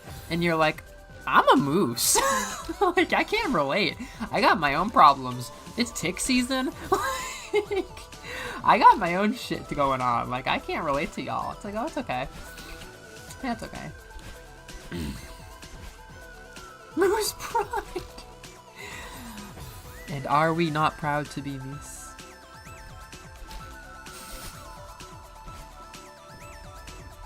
Yeah, you gotta have pride in yourself.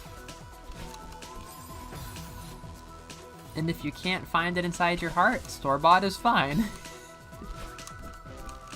Okay. Lovely. Ah. Yeah, I'm a moose ally. Not a moose myself. Not to say I haven't questioned, but...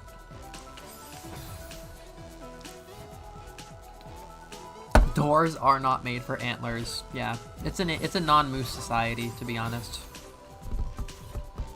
God, I wish I were a moose. She's so quirky. I love her. I mean, if you're questioning, then I'm just gonna say it. You might actually be a moose. Not that there's anything wrong with that. Just play Celeste. You'll find something to love, yeah. I mean, I've said before, I wonder if, people who are like systems or have dissociative identity disorder might hit this in a whole different angle. And then a lot of people are like, this game touched me deeper than any story has ever touched me. It made me feel like I'm not alone anymore for having anxiety. Like, oh no, oh, I'm sorry. Oh, you have anxiety? Shit, man. Shit. No! No, mooses are valuable parts of everyone's community. A lot of my friends are moose.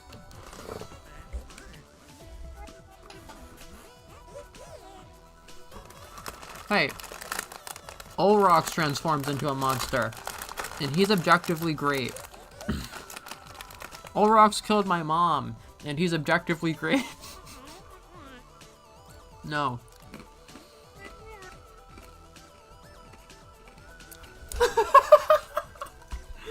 Nareen. One day we will have a Discord. One day, years from now. And your kindness will be such a guiding light in this community.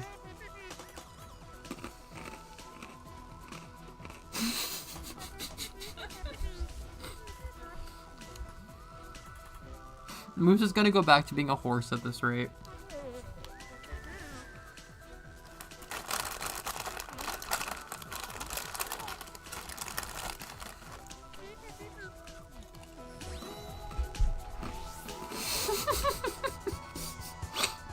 Okay, but he's in New England. He's been to New England. Olrox was in Boston when we saw him the first time. Bro is hunting meese, or bonding with them. I don't know.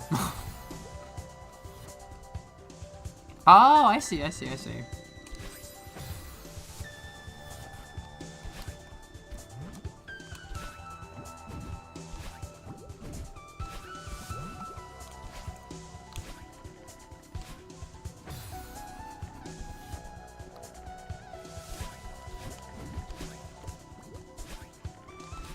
Wow.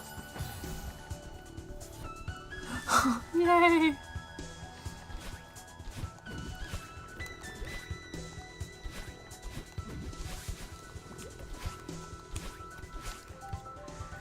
The native LGBT community has forgiven Count Ollie.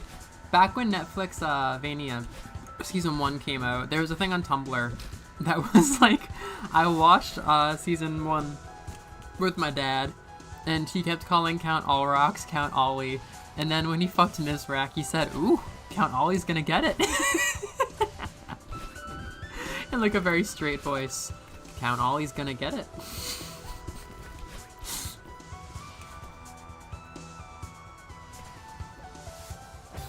Ah!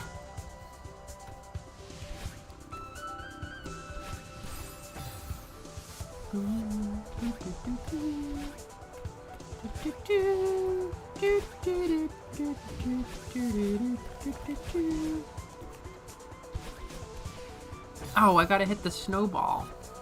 This is just like setting up a stream. It takes longer than you'd think. It's kind of frustrating. Unexpected things come up. You think you know how to do it, and then something sets you back, and you need the snowball. Ah! Crap. Oh no! Oh dear. Maybe I should have just gone straight to the right. Why do I keep going up? Well, actually, no, there's some logic there. Arr, there we go.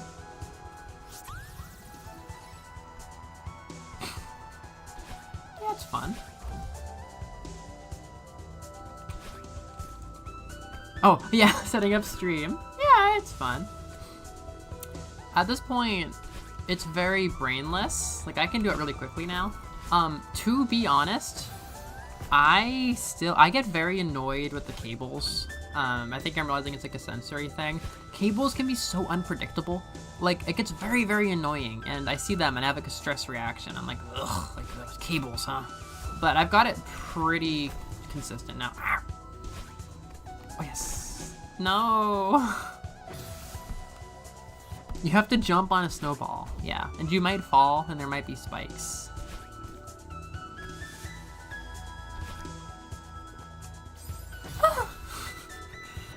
Yeah, generally, yeah. You have to cook pancakes. That's represented by the color of the sky.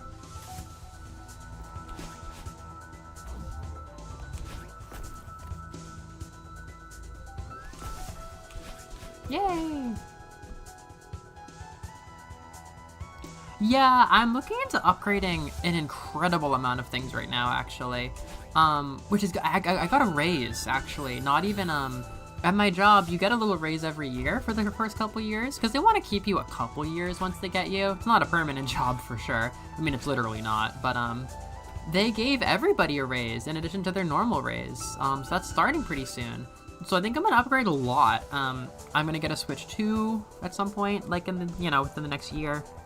I'm gonna get a new laptop. I can't imagine I'm gonna build a PC in Japan, but I'm gonna upgrade my computer, which is a big deal.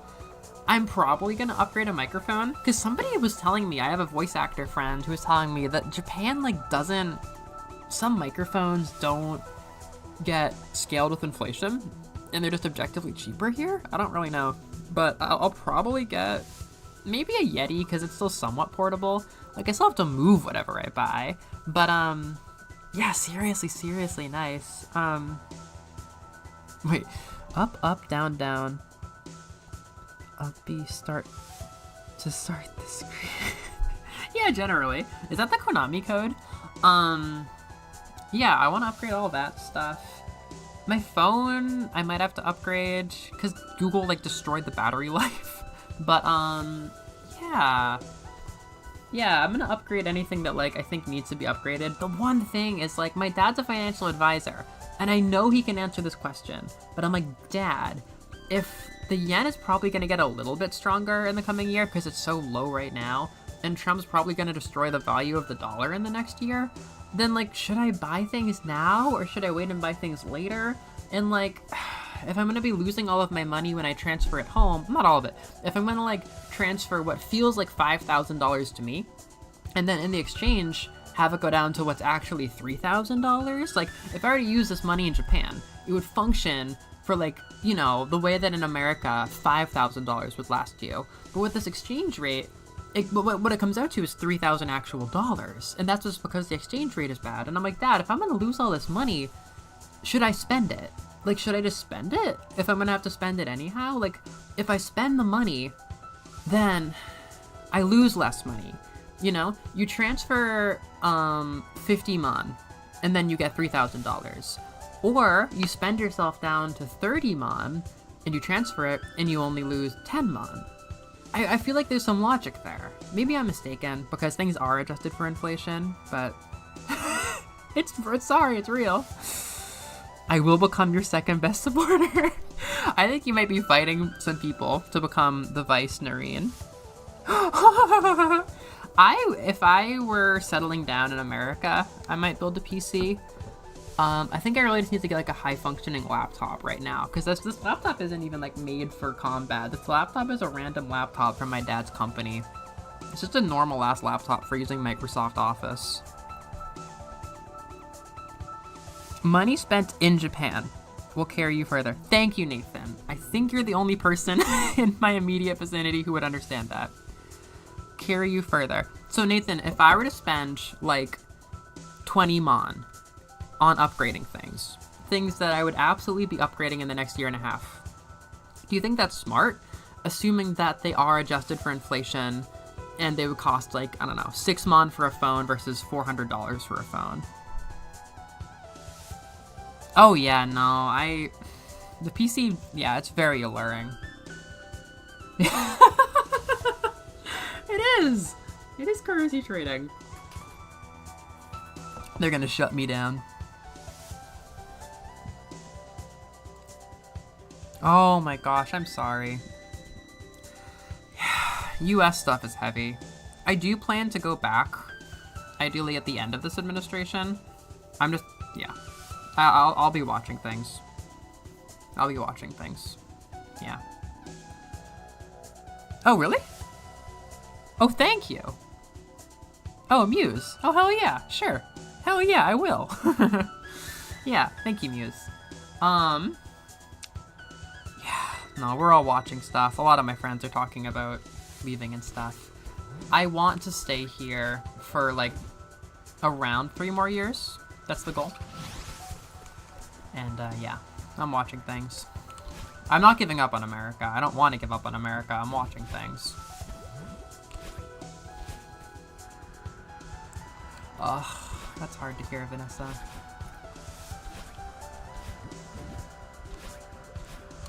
Yeah. I think it's hard to say how things are actually gonna look in 3 years. They're gonna look worse, but how hopeless? We'll see.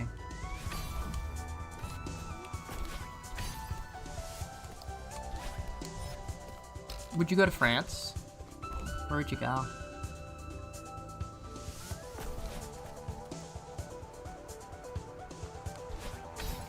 Heavy.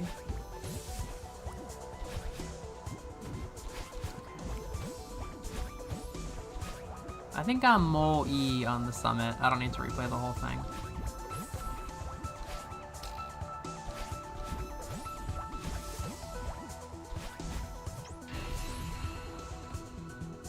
It's cool to know. Yeah, Eevee, it's okay.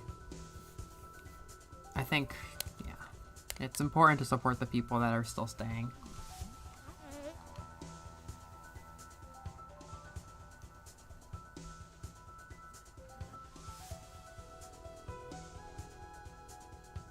Huh? Who of your people are getting swept up? Like, First Nation people? What the hell? Holy shit. What the fuck? That's a crazy step.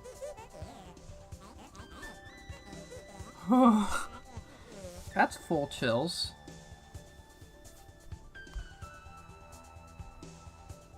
Yeah.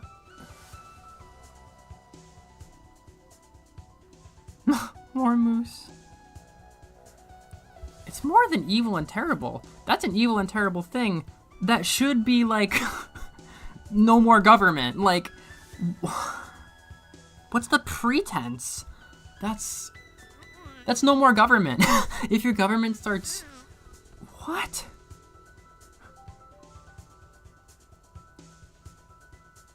Letting what is?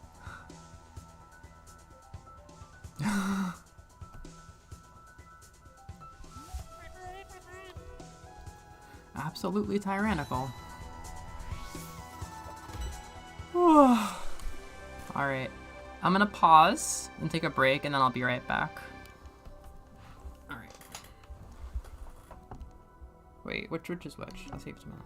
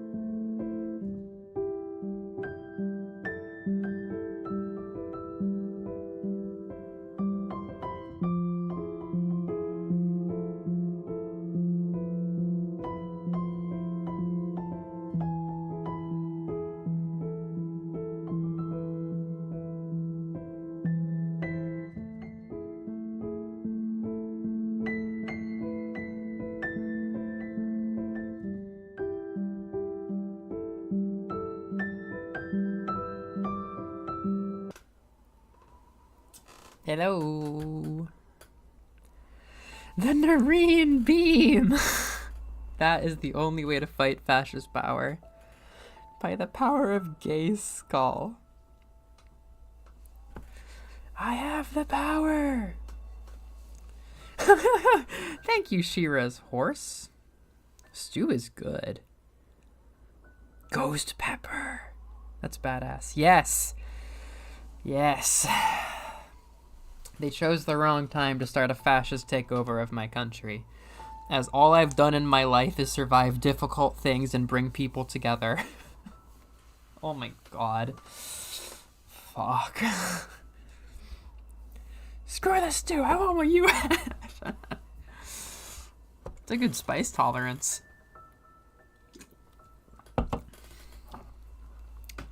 Alright. So I don't have a specific vision for what I want to do last. Okay, maybe a little bit more suffering. We could work on seasides for a little bit. I'm realizing this has all the hours because we came back to it last year to do seasides. Because it takes effort to unlock them. Looks like I beat it. How about this one? I don't want to deal with her today. Then again, that'd be funny. Nintendo worm. Oh, okay.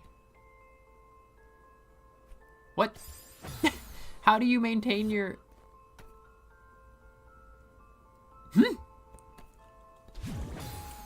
What the...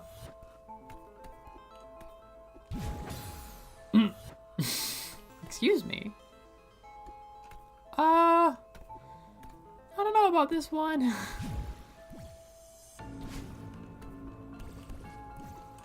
They have presented me with an unstoppable, an unbeatable challenge.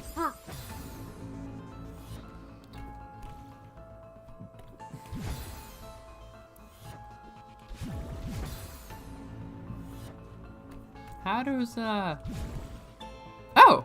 Hey, okay, now I know. You hold back and you... Yeah. Uh-oh, here we go. Oh, meatballs are good. Oh.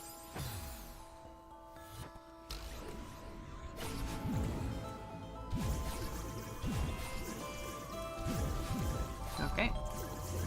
Ah! I think I'm in? Arf, I could have Mega Manned that.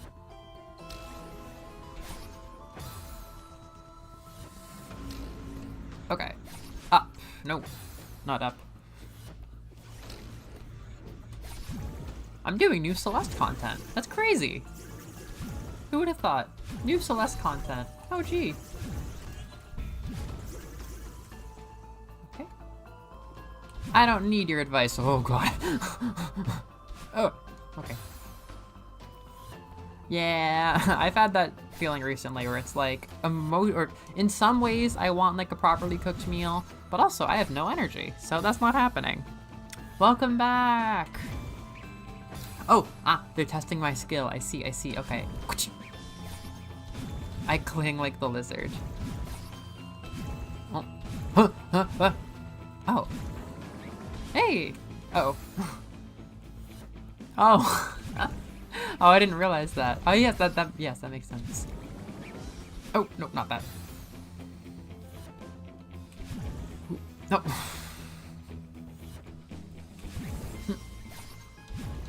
Girl is literally clinging like a gecko with this move. Okay. Oh, I almost had that. I was very close to the input. Do you ever say, I want to eat a meal, but not want to cook? Introducing Factor. Oh my god, when I only did like one take for the whole Earthblade video, for the most part, and the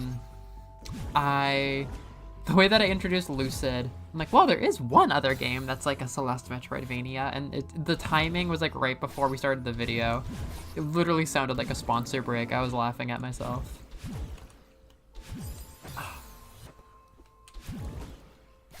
Not so bad. This is pretty fun. Ah. That's not good. Well, it's not bad, though. It might be bad. Oh, there we go. Well, this is pretty fun.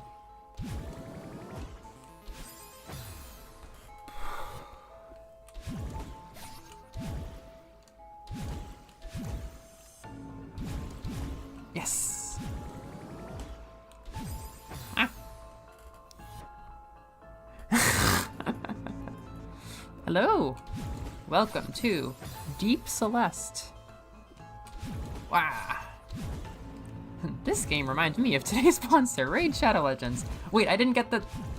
Oh, Jesus. Oh, holy crap! I didn't realize there was gonna be something so difficult after. Holy crap. Okay. Okay. Oh. I know. When Skull and Bones got released, why did you have to die when Skull and Bones didn't? Yeah, they were cooking. They were cooking.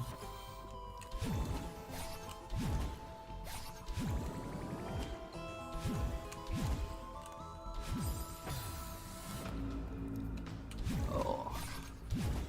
This is pretty fun. I'm glad I thought to do this. Oh, crap. Yeah, it's getting there. But that next room really is intimidating.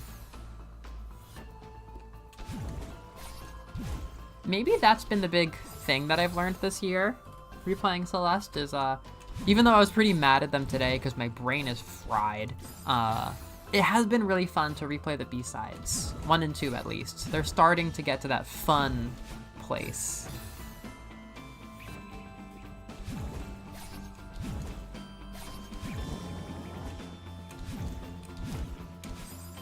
Do you say Survivor's Guilt? Oh my god. Isn't Skull and Bones like a Ubisoft MMO pirate game? I love the idea that somehow it knows that it shouldn't still be in this timeline if Earthblade by gay Canada company is not. No, yeah, I'm skipping this. Oh no, this isn't that bad. It just looks scary.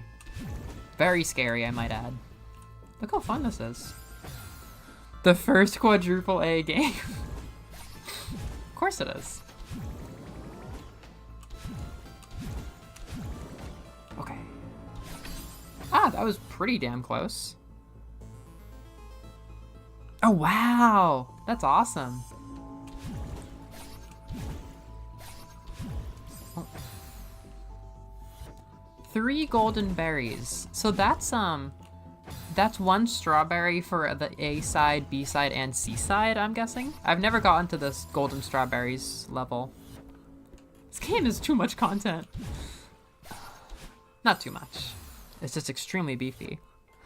Oh, that sentence made my body release so many interesting chemicals. Oh my god.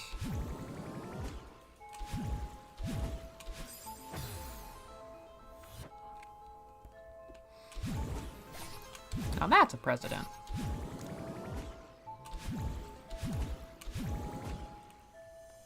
Oh, crap.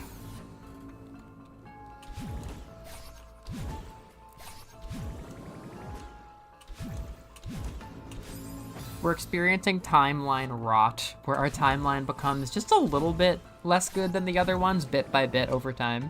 You can see it start to peel off from the ideal timeline. It's actually a haunting concept. I feel like I'm gonna die, and then I'm gonna get a results screen, kind of like Luigi's Mansion or Sonic Adventure 2. And it's gonna be like, C+, whew, barely made it. And I'm gonna realize I had like a C+ tier timeline or something. Like, yeah, you know, that was all right. Wasn't the worst. Could have been better.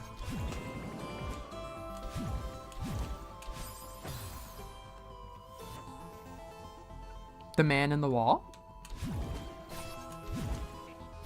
Sounds scary.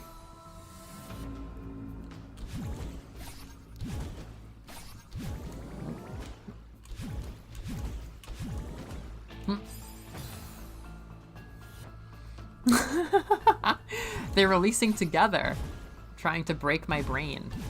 Okay. Okay. Yosha.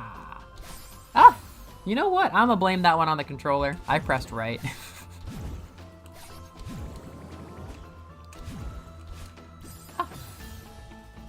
Oh,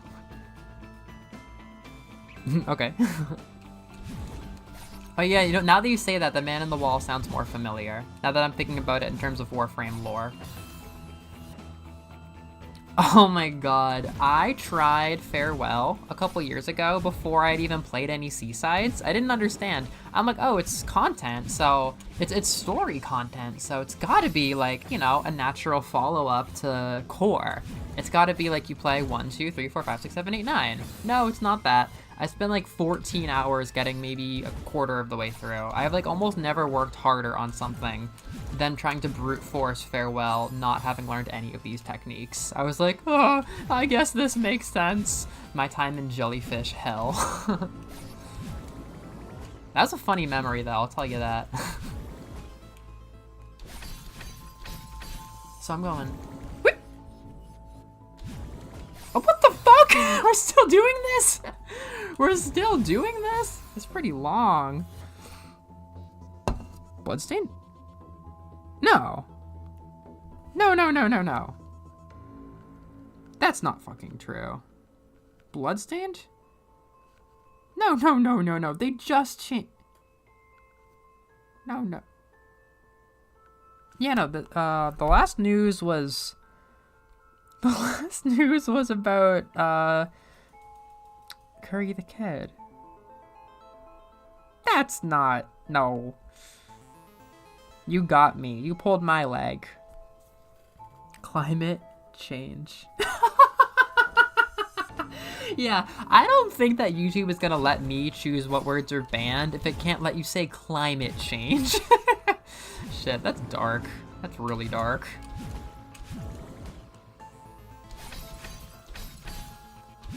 Okay. Let's go! Yippee! I hope it's just timing the jumps. I can do that. Yeah, no, I'm usually a huge Chapter 2 truther, but my brain is broken today, and when I was trying to get my time for B-side 2 a little bit lower, I kept screwing up battle and stuff and, like, getting run into by her, and it was so annoying. Climate change is real and capitalism is responsible. Thanks, Noreen. Our veritable mod. Or our venerable mod. This is not what I wanted. I think they're just like having a tight leash on Eevee specifically. It's like, you know what? Fuck this one specifically.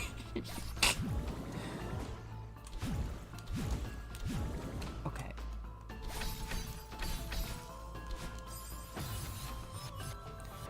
Google's like, you're being too political. This nice young lady, and they look closely at like my jawline. They're like, man, kill it, man, kill it. What the fuck? And the channel gets deleted right there.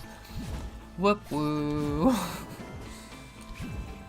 You can say all the political shit you want. Otherwise, we're going to die. Okay.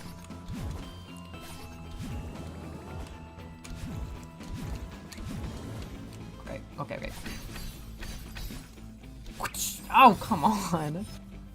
Spin that wheel. Okay. The bam. What? Yes. No! I pushed right!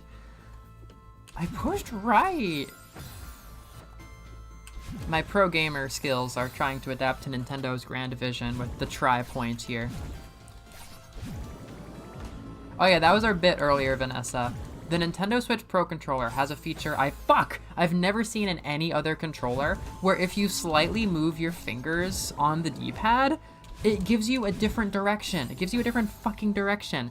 Every single D-pad has 3 different inputs, and if you slip your fucking potato fingers, you get the wrong damn input, which is obviously horrible. And I at first was like, oh, this must be what pro gamers want. But no one has ever said that this is what they want before. Like, I've never heard of this being a thing that pro gamers do. I think it's just Nintendo being like, we're deciding what pro gaming is because we're Nintendo and we think we can decide what people think and feel. Like, this is what pros will want. They're gonna want nuanced triple inputs. No, it's a skill barrier to using the fucking controller if you know that tilting your damn thumb is gonna Break Celeste! It's, wait, analog D-pad. Maybe that's what this is? Is that a good thing? Do people want analog D-pads?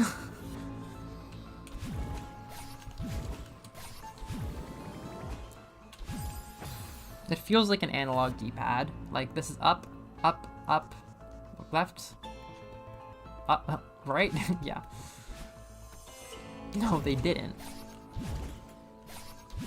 Every year, my controllers get their moment of judgment in the Celeste month participation. Fuck! Yeah, literally. No, I love this controller for, like, just about everything, but this is the one situation where it just keeps killing me.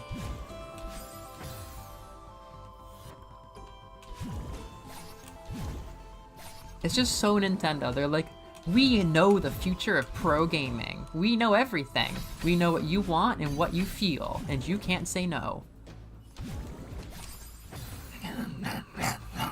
God forbid I jump. God forbid I jump. That'd be so bad. That would be so bad. Oh, whoops. I messed up the...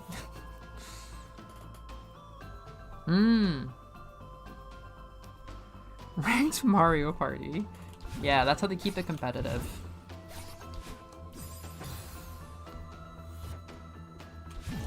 The Dead. That's so cool. The Dead. The Dead Zone. Ah! Yeah, Mario Squid Games. My kids talk about the word death game so much more than you would think. Like, I'm trying to think of what English word it is that sounds like the Japanese desu game. But my students will hear me say, like, this is, and they're like, desu game. Like, death game comes up so often in my classes. Yeah, that's the Mario Party life. I had such a bad time my one time that I played Mario Party 2 with some of my friends. I feel like over time they softened it to where there's no like brutal experience you can have as much. But like I was just getting bumped around the map in all these awful ways and getting nothing and had no hope of progression. Like, but I wanna live. I wanna live. I'm scouted out. Getting a pulse on 2C.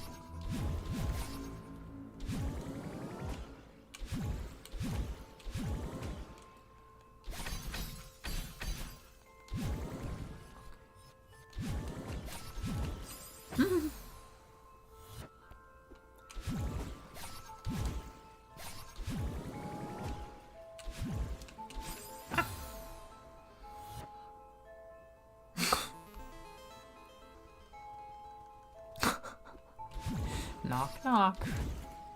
I mean, yeah, what does Doug Bowser even do? What does he do? Does he just, like, go and punish people for breaking the rules?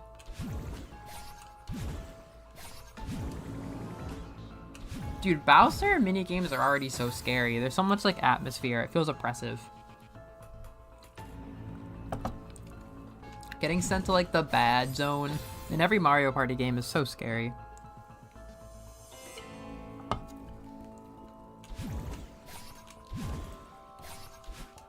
Come on. I'm seeing the limits of my pro gamerness with this pro controller. Oh. Mario Uno. It's a me.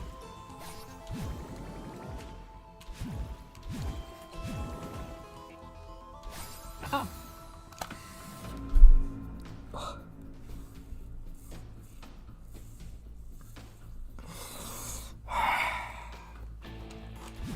I'd like one upward diagonal input, please.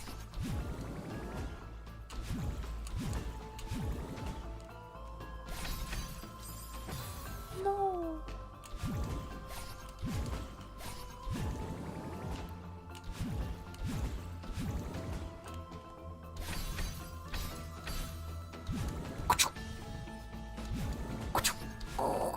I went too low and I missed it.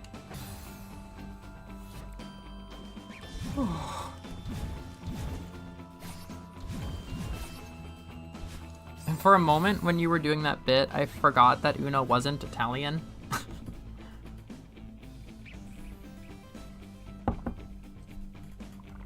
Yeah. Yeah, it's bad to have fascists. People should really do something about that.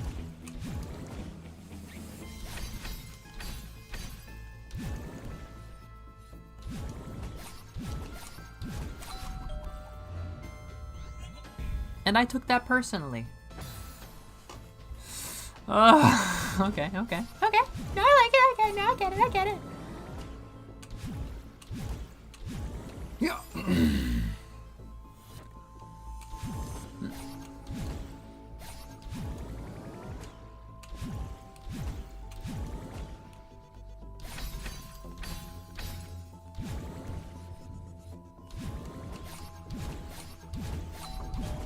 Put me on there, coach. I'm getting into the game.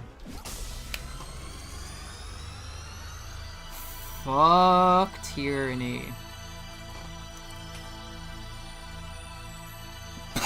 Collapses immediately. This one goes out to Maria Renard. 1 yellow heart. Yeah. But you know what? That was fun. Kudos to whoever said that. That was fun. See.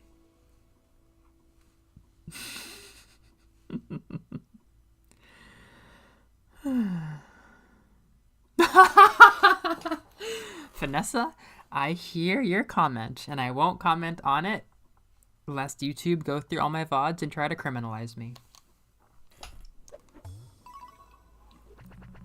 Criminalize me, I mean throw me in jail.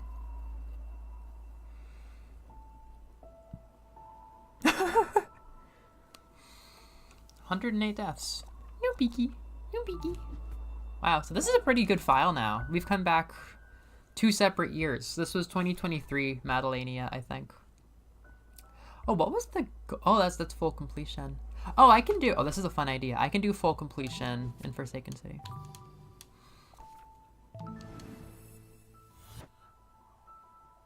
I'd rather be shy. Y'all. I definitely don't have as much anxiety with phone calls as a lot of people do. But, I had to make phone calls. Oh, yeah, you remember Cyber Souls Day. I had to make phone calls in Japanese about, like, $2,000 worth of credit card fraud. That was some phone call shit. I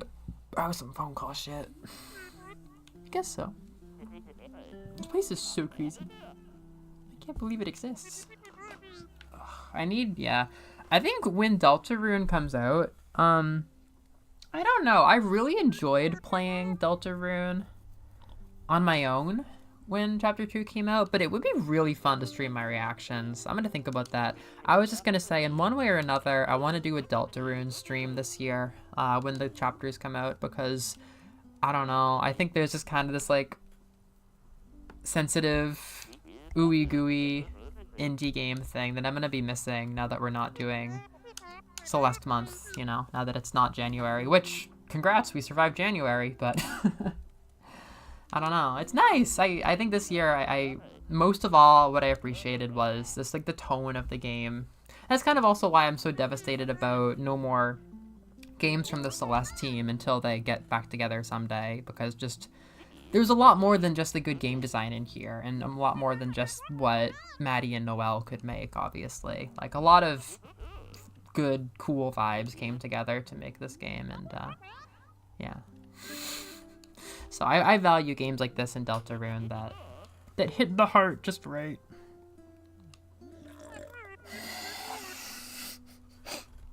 Cyber psychosis.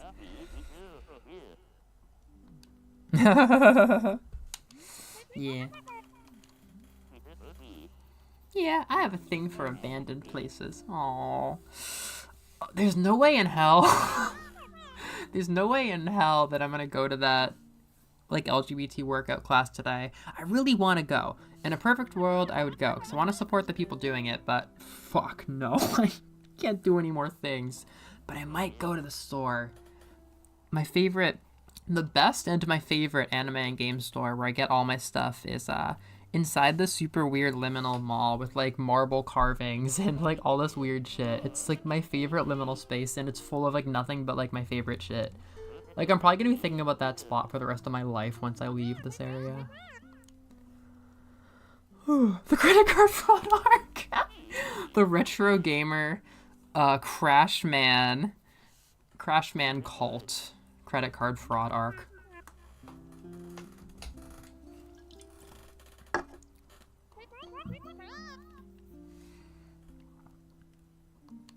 Ugh, that's awful.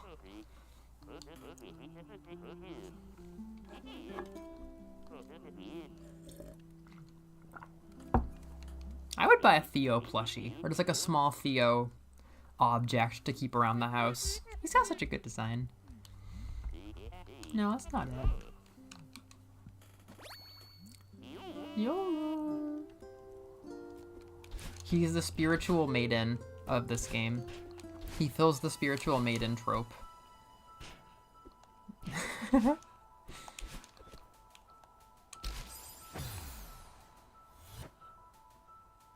Yeah, one huggable Theo, please. Okay. Where is, what am I looking for here?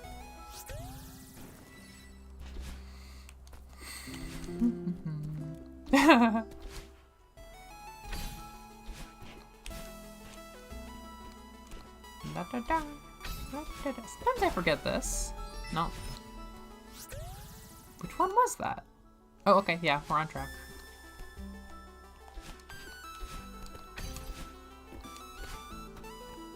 Me. I love this thing.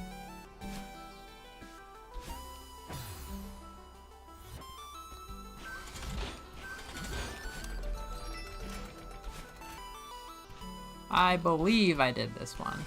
Or both of the ones. Oh, I'm tired.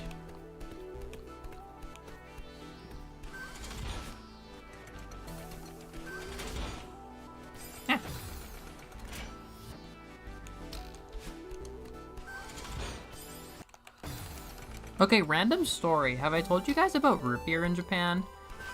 Root beer, if you buy it, they'll be like, have you drank this before? And I got so confused because I went to like an American otaku place where they had like all this Americana and like burgers and fries and stuff like that. And I bought a root beer, like a fucking A&W root beer. And they were like, have you drank that before? And they asked in such a fancy way because it was customer service. And I was so confused. And it was not in my usual like customer service go-to playbook of Japanese, and I had to listen to them maybe 2 or 3 times to understand it. And I was like, yeah, I think this like no maseta koto ga arimasu ka? And like, have you ever been given this? Like, have you ever been served this? Basically, have you ever like been drunk this? And yeah, I've been given root beer before. And I learned it's because root beer tastes like a popular medicine in Japan. Oh, it's right here, isn't it? Root beer tastes like a popular medicine in Japan. So it tastes like medicine, and a lot of people hate it. There we go. I don't know if I've ever known about this before this year. It feels awesome. I love this.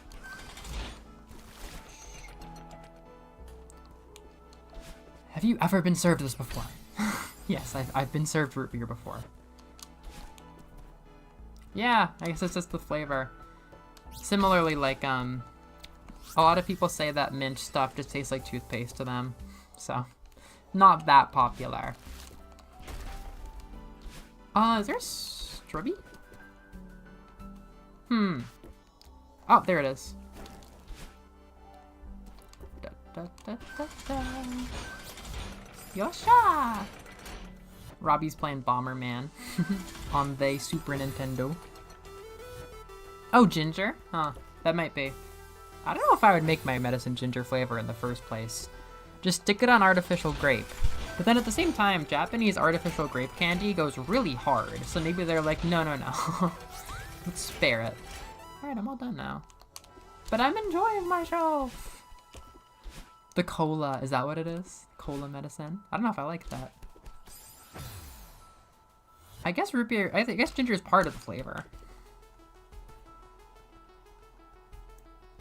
Oh, ginger root, probably, right? Whee!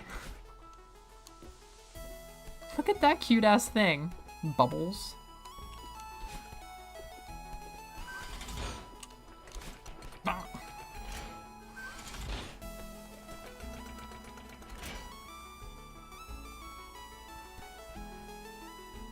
They grind up redheads. No! Ginger, yeah.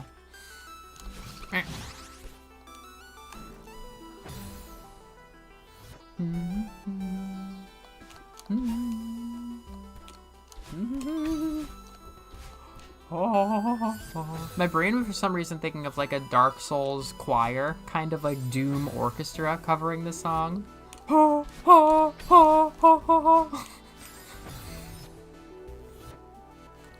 would want to drink beer from a root?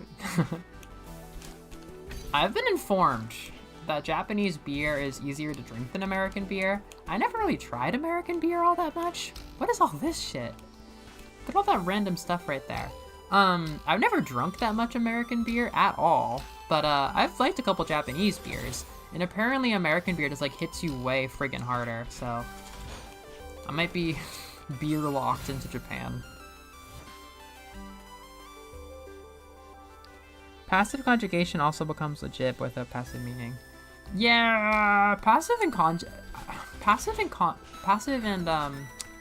whatchamacallit, the other one, passive and causative, are very tricky. Like I feel like I'm just always going to be learning more about those two forms.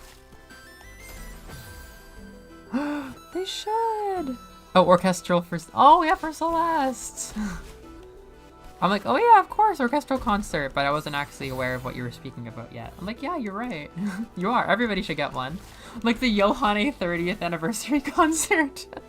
I don't know if you remember that bit. When I streamed Yohane the first time, I did like a big collage of random Yohane clips, and I was playing Divine Bloodlines because like LOL Castlevania Yohane. But the way it came out, you said it felt like a Yohane 30th anniversary concert. Like, looking back on epic 30 years of Yohane. Okay, go.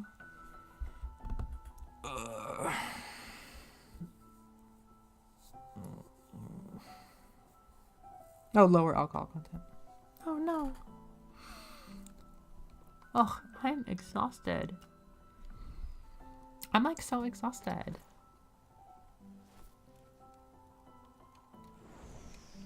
Down I go. This might have been a mistake.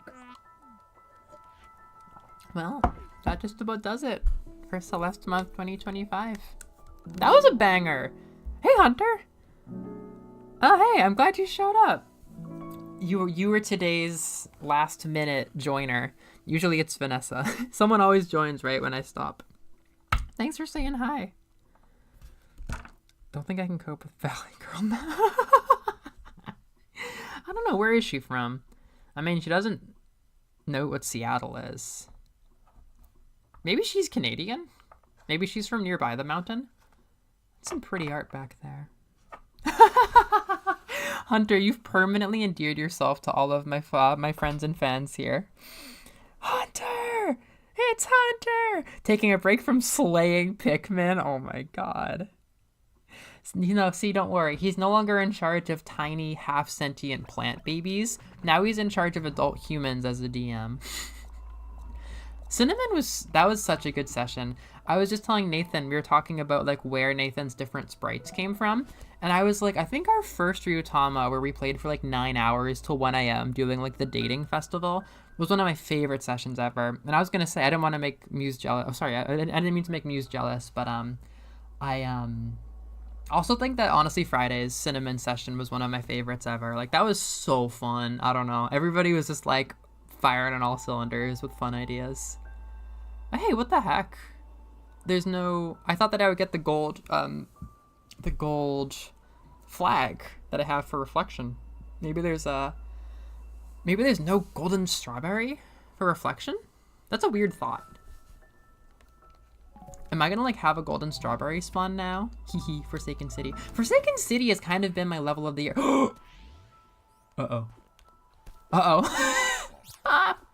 It's my first golden strawberry challenge. Shit. Ah, fuck, dude. Oh, fuck, dude. Now we have more content. I was gonna say, this has been like my level of the year. I think Celeste 64 really turned me onto it. Yeah, online Cinnamon. I was gonna say, I want Cinnamon to just keep going on and on forever. It's really fun, and you've set up a really good story for it. Oh, I should explain Cinnamon to everybody. Oh my gosh. You sure made an impression. What D&D class would Captain Olimar be? I mean, I'm biased towards Investigator. It's like a detective class. He could use his brain. It's like you can use your mind to kind of solve problems, and you're always learning, but I don't think he's a druid. He's just like a family, like, office guy. He works in harmony with nature, but I'm pretty biased to say he's an investigator. This is hard. I'm usually not too focused on perfection.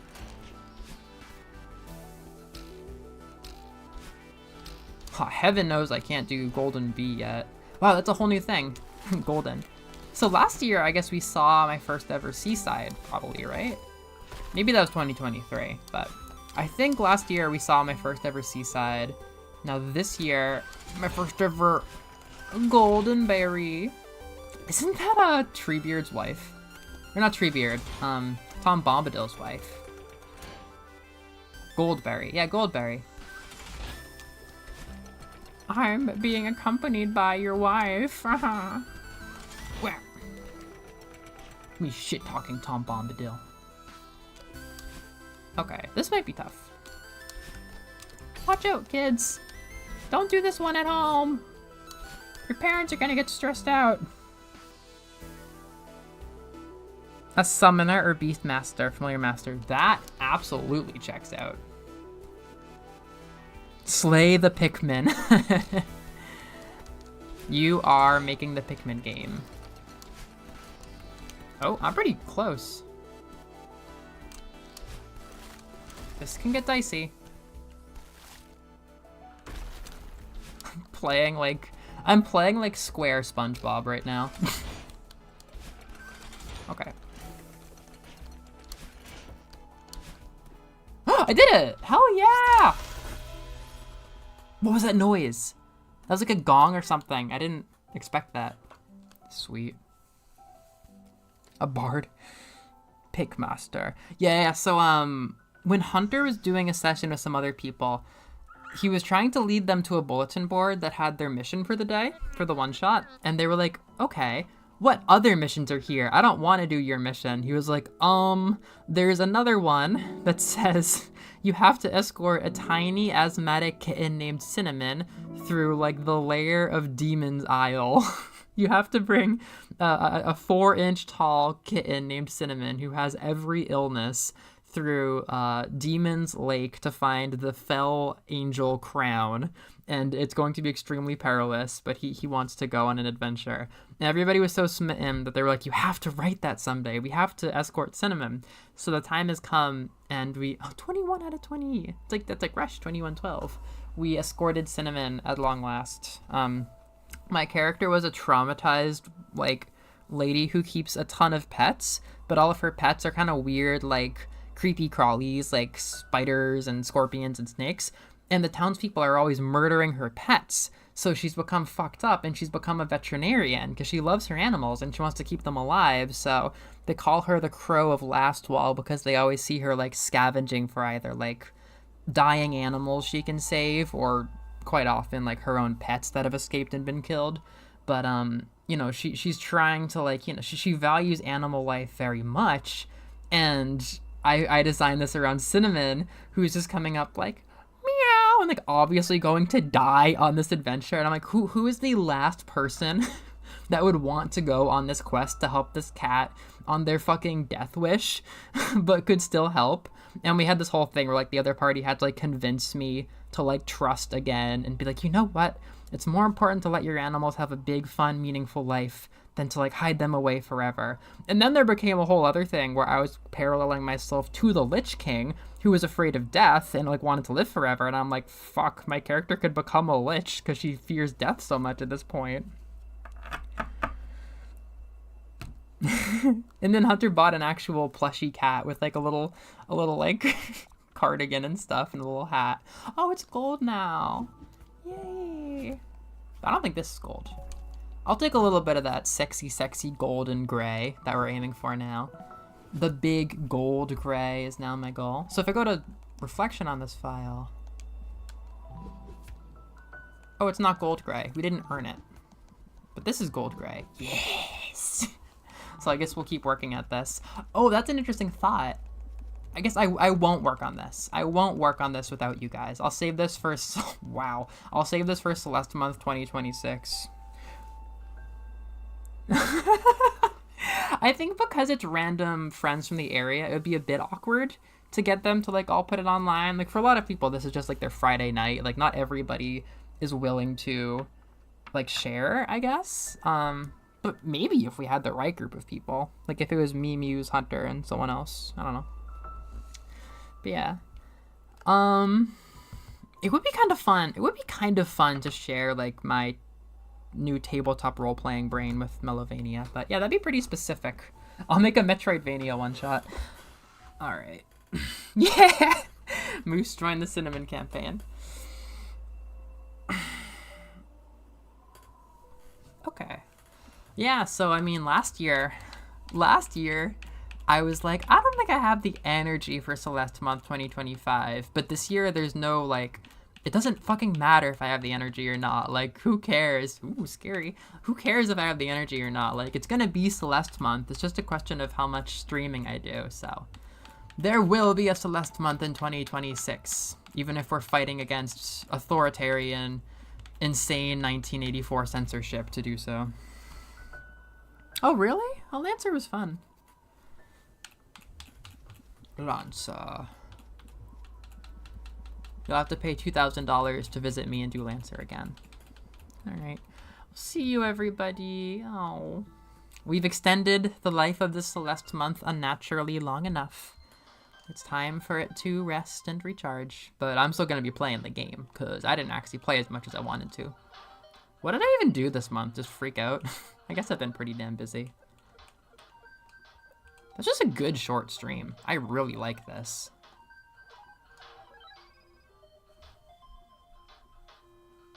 Thank you. Thank you, thank you. Yeah, we had new content this year. Crazy. Just savoring it.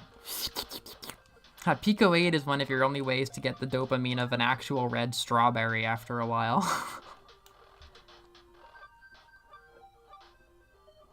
Huh? Oh, Momodora. Yeah, that's Momodora's thing. Oh, you're gonna love Momodora 4. I don't know if you know that that's my first ever Metroidvania. I consider that my first one I ever played. The first, like, proper, traditional Metroidvania. The first one that I gave a number to in the Melovania numbering ranking. There's that one, Momodora 4. And if you're ravenous, then yeah, my favorite one is about to get put on Switch in a couple days. Ah, shit. Thank you, Vanessa. Very good to see you. Happy Celeste Month. Well, it's over now, but... 'Twas a happy Celeste Month. Yeah, that's true. The energy is always there. Even if I need to stream on Mastodon, I would. Kind of fits somehow. Alright. See you. Oh, yeah, so next week. Next week's gonna be Saturday. It's gonna be Saturday morning. And it's gonna be Wheel of Doom. Yeah, I think it's Wheel of Doom time. If I change it, you'll see. But I'll post it soon. Yeah, I can do a stream. I think it might be 4 spins on the Wheel of Doom or something. Yeah, it's around. That's true. You've watched all my videos. If you watch my videos, then you know it's my first one. 'Twas a happy one.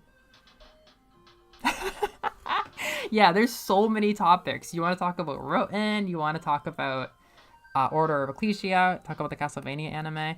I think the lineup's going to be Castlevania 1, Order of Ecclesia, Portrait of Ruin, getting a pulse, Beating Roten, and then Curse of Darkness, and I might make a talk about Anavania for an hour option.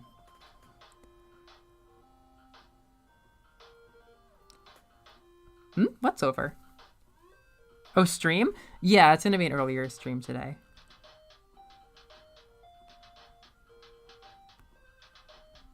Oh, you haven't seen Momodora yet. If we don't be wrong. Yeah, it should be easy at this point. Yeah, when you watch it, it'll be fun. All right. See you guys next week. Wow.